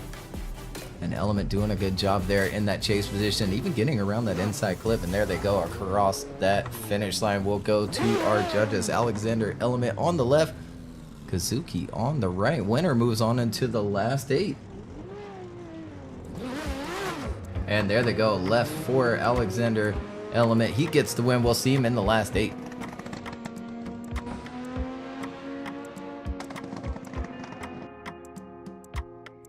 Well, with the last 8 ready to go, Ethan Pikachu sits at the line waiting for Vladislav Yakulovich to arrive, and there he is in that chase position. So Ethan in the all-new Z in the lead, being chased down by the BMW of Vladislav, who will take the first spot here of the final 4 for qualifying to go into battles later today. The light goes on and off they go. Down the hill they come. Initiating in, Vladislav right on the bumper off of initiation, cutting that inside line just a little bit, but sticking right on the door of Ethan as they come through outer zone 3. A little bobble there from both drivers. They make the transition into outer zone 4, not filling that zone fully. Into outer zone 5, right on the door now, wheel to wheel is Vladislav onto Ethan as they transition to outer zone 6. No room given from the chase driver for a mistake. One last transition to go into that final outer zone, or inside clip to the final outer zone. And what a battle between these two. Yeah, good start between these two in the last 8. Ethan Pikachu out front being chased down by Vladislav. Good initiation from Ethan right along through that inside clip, filling the next outside zone. And nicely done for outside zone 3. But look at there, Vladislav right in that chase position in the pocket, right along the bumpers through the transitions, reels him back in and almost pushing him through outside zone 5. Hangs back for the transition once again and then reels him right back in. Yeah, just almost pushing him through these zones. Last and final one coming up here, and we see Vladislav get a little bit hung up there, but does a good job to get right back into it before crossing that finish line. Well, back around at the start they are. Vladislav Yakulovich in the lead lane, ready to go. And Ethan Pikachu ready to chase him down to see who takes that final spot, the first spot in the final 4. The light goes on and off they go for the second half of this battle. Down the straight and initiating in. Looking good off the initiation. Ethan quickly getting that proximity through outer zone 2 as they transition up the hill. Ethan just trying to keep it there on the door. No mistakes yet from that lead as they transition through the Manji section and into outer zone 5. Good lead run so far here by Vladislav out front. Ethan, though, putting on that pressure, going wheel to wheel with them through outer zone 6, trying to make anything happen here. And a beautiful line into that final outer zone to keep themselves side by side past the finish line. Yeah, this might be a tough one to call for these judges. We take another look at the second half of the battle. Big initiation from Vladislav, filling outside zone 2. And nicely done for outside zone 3, all the way out to that track edge there. Ethan right there along that bumper through that transition, reels him back in for outside zone 5. Very similar chase run here, drops back, reels him back in, almost pushing him through this zone just like Vladislav did. Last and final turn coming up here. Good transition. And I think Ethan does a little bit better job there in that last and final turn, but we'll let the judges make the call here between these two.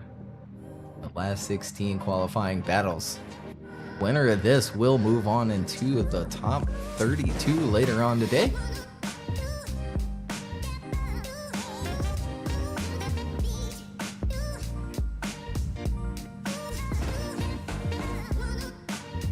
Chris is calling for it one more time. Carl goes left for Ethan. It's up to Matt, and Matt goes left for Ethan. Pikachu will see Ethan in the top 32. Well, congratulations for Ethan, and now 3 more spots remain.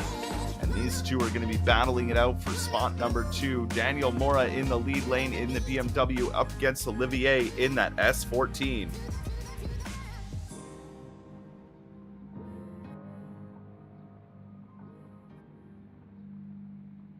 Daniel Mora qualifying 32nd, Olivier falling into 40th. So Daniel Mora would have made it into competition today, but we have the last 16 battles now, and it's anyone's game.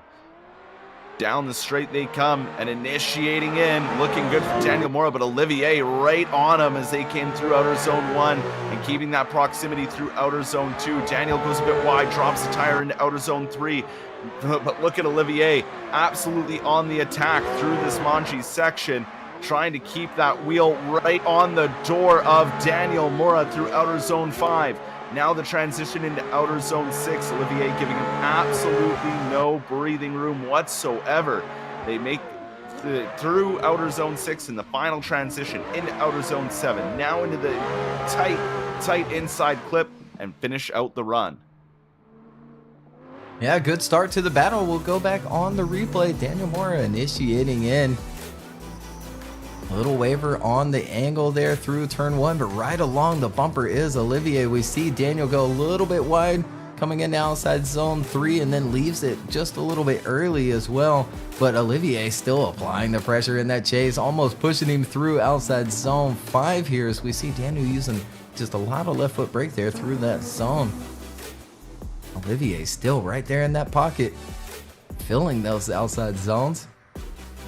Nicely done on that final transition from Daniel out front, and there they go across that finish line.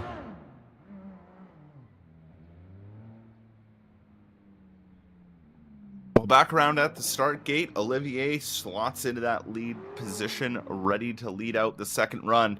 Daniel Mora gets ready to chase him down to see who takes the second spot here in the last 8. We move on to competition later today. Down the hill they come. And initiating in is Olivier, but look at that aggression from Daniel Mora, who like he went 3 off, maybe even 4, as they come out of outer zone 2, now into 3. Daniel Mora's got to play catch up here if the judges already haven't deemed that a 0 or incomplete, as they come through outer zone 5 now. Daniel's trying to keep up and catch back up to Olivier as they come into outer zone 6 now. Daniel's starting to catch back up, get back in that pocket. Olivier's got 1 more corner to navigate now through that final outer zone. And I think that's Olivier moving on to that final spot. Yeah, let's take another look at it here in the replay. Olivier out front, good initiation in, and we see Daniel just really going for it, but understeers off the track, washes out. We see Olivier almost get into the wall there at the top of the hill before outside zone 3, going really wide of that reference point, but it really doesn't matter at that point, as Daniel has already gone really 4 off at the end of turn 1. Daniel now sort of back into the fight here outside zone 6 and into 7. See Olivier go a little bit wide there, and there they go across that finish line. So we'll go to our judges, let them make the call here, see who is moving on into the top 32, and it's going to be Olivier moving on, and we'll see him in the top 32.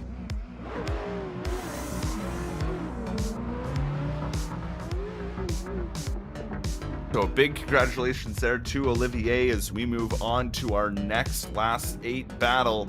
Only 2 spots remain in the main competition. In the lead lane is Stanislav Taraslov in that Ferrari, being chased down by Eduardo Alves in the S15, initiating in. Already a huge gap out front through those first two outer zones by Stanislav, and this seems to be the theme with these Ferraris. They are very quick off that initiation, but very quickly does Eduardo manage to reel him in and get into that pocket as they come through outer zone 5. He's starting to find the doors, starting to get that proximity back. They make the transition into outer zone 6.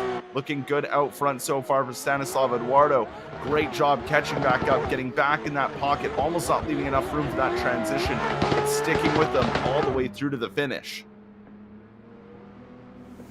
Yeah, let's go back to the replay here. Stanislav out front in that Ferrari, getting a good start again. Initiating in with a massive gap pulled on Alves as he works through turn 1. Huge angle for outside zone 3, really standing on the brake through that turn to make it work. Fills outside zone 4, and Alves starting to get back into the fight now with that big Ferrari out front. Good transition. Really solid lead out front from Stanislav. So far, as we see a big hiccup there from Alves in that chase position before making that last and final transition. There they go, across the finish line. Well, thank you guys for the wonderful people in chat. As Victor pointed out, that Eduardo had some shifter problems off the start. So maybe we'll see what happens in the lead now with Eduardo Alves now in that lead position. And Stanislav ready to chase him down. The lights go on. Who will advance on to the main competition? Eduardo initiates in with the Ferrari right with them as they come through outer zone 1 into outer zone 2. Now making the transition up the hill into outer zone 3. The Ferrari not giving much breathing room, but dropping some tire there was Eduardo in that lead lane. They come through the Manji section into outer zone 5 now. Right along the door is the Ferrari and Stanislav having to back out of it a little bit, just get ready for the transition into outer zone 6, and then back on the door is Stanislav, but Eduardo doing a great job out front here. 2 more outer zones to navigate. There's the first one through that inside clip, then through the second, and they finish out the run. Yeah, here we go with a second look at the second half of the battle. Alves out front. Good initiation from him, but Stanislav really applying the pressure in that chase position right along that bumper. We see Eduardo come up a little short of outside zone 3 and then work it back out to the outside, but a little bit too far. Drops the tire. Stanislav doing a good job to stay with him. He loses that speed while he drops that tire and then filling that next outside zone. Look at there. Right there with him in that big Ferrari as Eduardo works through that outside zone. Last and final transition done nicely. And there they go across that finish line. We go to our judges. Winner moves on into the top 32, and they're moving left for Stanislav, and it is going to be Stanislav Tarasov over Eduardo Alves. An unfortunate one to see Eduardo having some shifter issues through the run-up.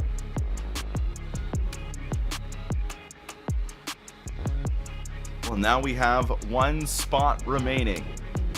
David Hatcher in the S2000 ready to try and take it, but also wanting it is the man beside him in the chase lane, Alexander Element, also in a Ferrari, the teammate of Stanislav. We'll see what happens here. Hatcher initiates in, looking good off the initiation. Alexander Element right there with them through outer zone 2 as they transition up the hill to outer zone 3. No mistakes from the lead aside from a bobble there, leaving outer zone 3. It doesn't upset Alexander Element in that chase position though as they come into outer zone 5. Right along the track edge are both drivers as they transition down the hill into outer zone 6. Right along that door is Alexander Element. They have one transition to make here. Lots of angle thrown, a little bit of dirt kicked up from Hatcher out front, but that does not stop Alexander Element from finishing it out side by side. It seems like a fun first half of the battle between these two. Last and final position for the top 32, and look at that initiation from Steven. Just snaps right to angle, holds that same angle through turn 1, filling those outside zones. Nicely done. Little wavering through outside zone 3, but filling the zone, filling the next one, and then into outside zone 5 nicely as well, all the way up to that track edge there.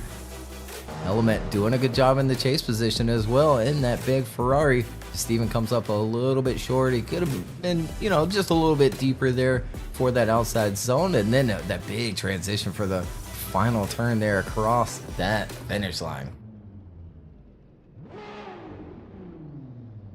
Well, back around at the start and ready to go to see who takes the 32nd spot in our battles later today. Will it be Alexander Element in the lead, or will it be Steven Hatcher who's ready to chase him down? They get the blue light, and off they go. Steven dives to that inside. That was really interesting. It almost looked like a grip race overtake, but he makes it work to try and keep up with the speed of the Ferrari. But Steven Hatcher goes 2 off around outer zone 3. I can't believe that wasn't more than 2, but he managed to stay on the throttle and keep it together. He's trying to bring that fight to Alexander Element in that very quick Ferrari. Now they come through outer zone 6. Steven still has that proximity as they come through that final outer zone, the second to last outer zone. Still along the bumper is Steven Hatcher, and what a finale to this battle. Yeah, let's take another look at it here. Steven really, I think, just doing everything he can to try and hang on to that Ferrari, as we see a lot of understeer from Element coming into outside zone 3, and then a kind of a late transition at the top of the hill, and it puts Steven quite wide there. It washes out off the course, and as you pointed out, I mean, it's super surprised he was able to keep the thing together and then back into the fight by outside zone 5, and then hanging with him through 6, coming down into 7 here, leaving enough room for the transition, and they're right up on the door, and there they go across that finish line. We go to our judges. Winner will move into the top 32 here, last and final slot for the top 32. And in our last 16 qualifying battles, right on time too, almost right at the top of the hour. We'll take a small little break after this and then come back with a new stream for the top 32 main event for round 4 here at Silverstone.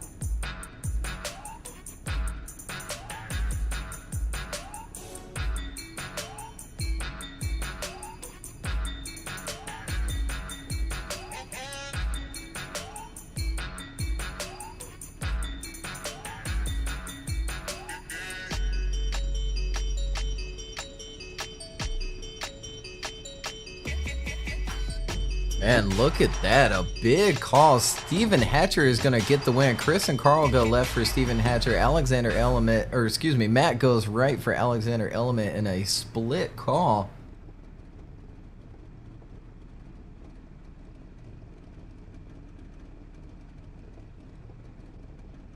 Yeah, listening to the judges here. Yeah, so it is going to come down to that transition at the top of the hill from Alexander Element. He does it maybe just a tiny bit late, but as he does it, he really slams on the left foot brake there to really hold the line as he just mashes into the throttle. It kind of holds up the chase there, and Steven has to make a big correction, really just laying into the foot brake all the way through that outside zone 3 is what I'm hearing for the judges, and that's gonna sway them into giving the win to Steven.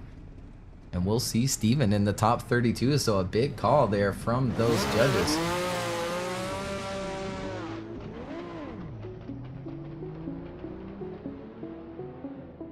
Let's pull up our bracket for the last 16 qualifying battles. Look at there. Ethan, Pikachu, Stanislav Tarasov, Olivier Blias, and Steven Hatcher are all gonna move on into that top 32. So almost everyone that would have qualified into the top 32 except for Olivier qualifying 40th. We'll see him in the top 32. So how it's going to work is Ethan will get slotted into that 29th position, Stanislav will go into the 30th position, Steven Hatcher into that 31st position, and Olivier into that 32nd position for the top 32.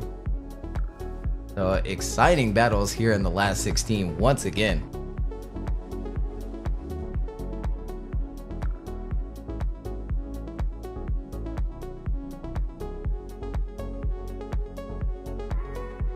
Let's see if our top 32 bracket is ready to be viewed here.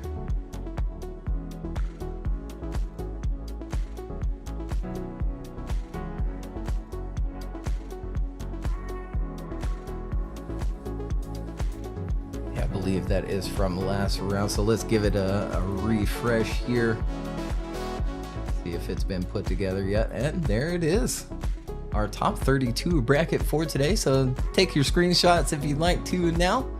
Brandon Patrick and Olivier is going to start us out for the top 32. Again, we're going to take a short break here between live streams. We're going to close this one down, come back for our top 32 main event in just a little bit. We'll schedule it just after this live stream goes down, and we'll see everybody back. So go grab you some lunch, dinner, wherever you may be, maybe some snacks or drink, and we'll meet back here in just a little while.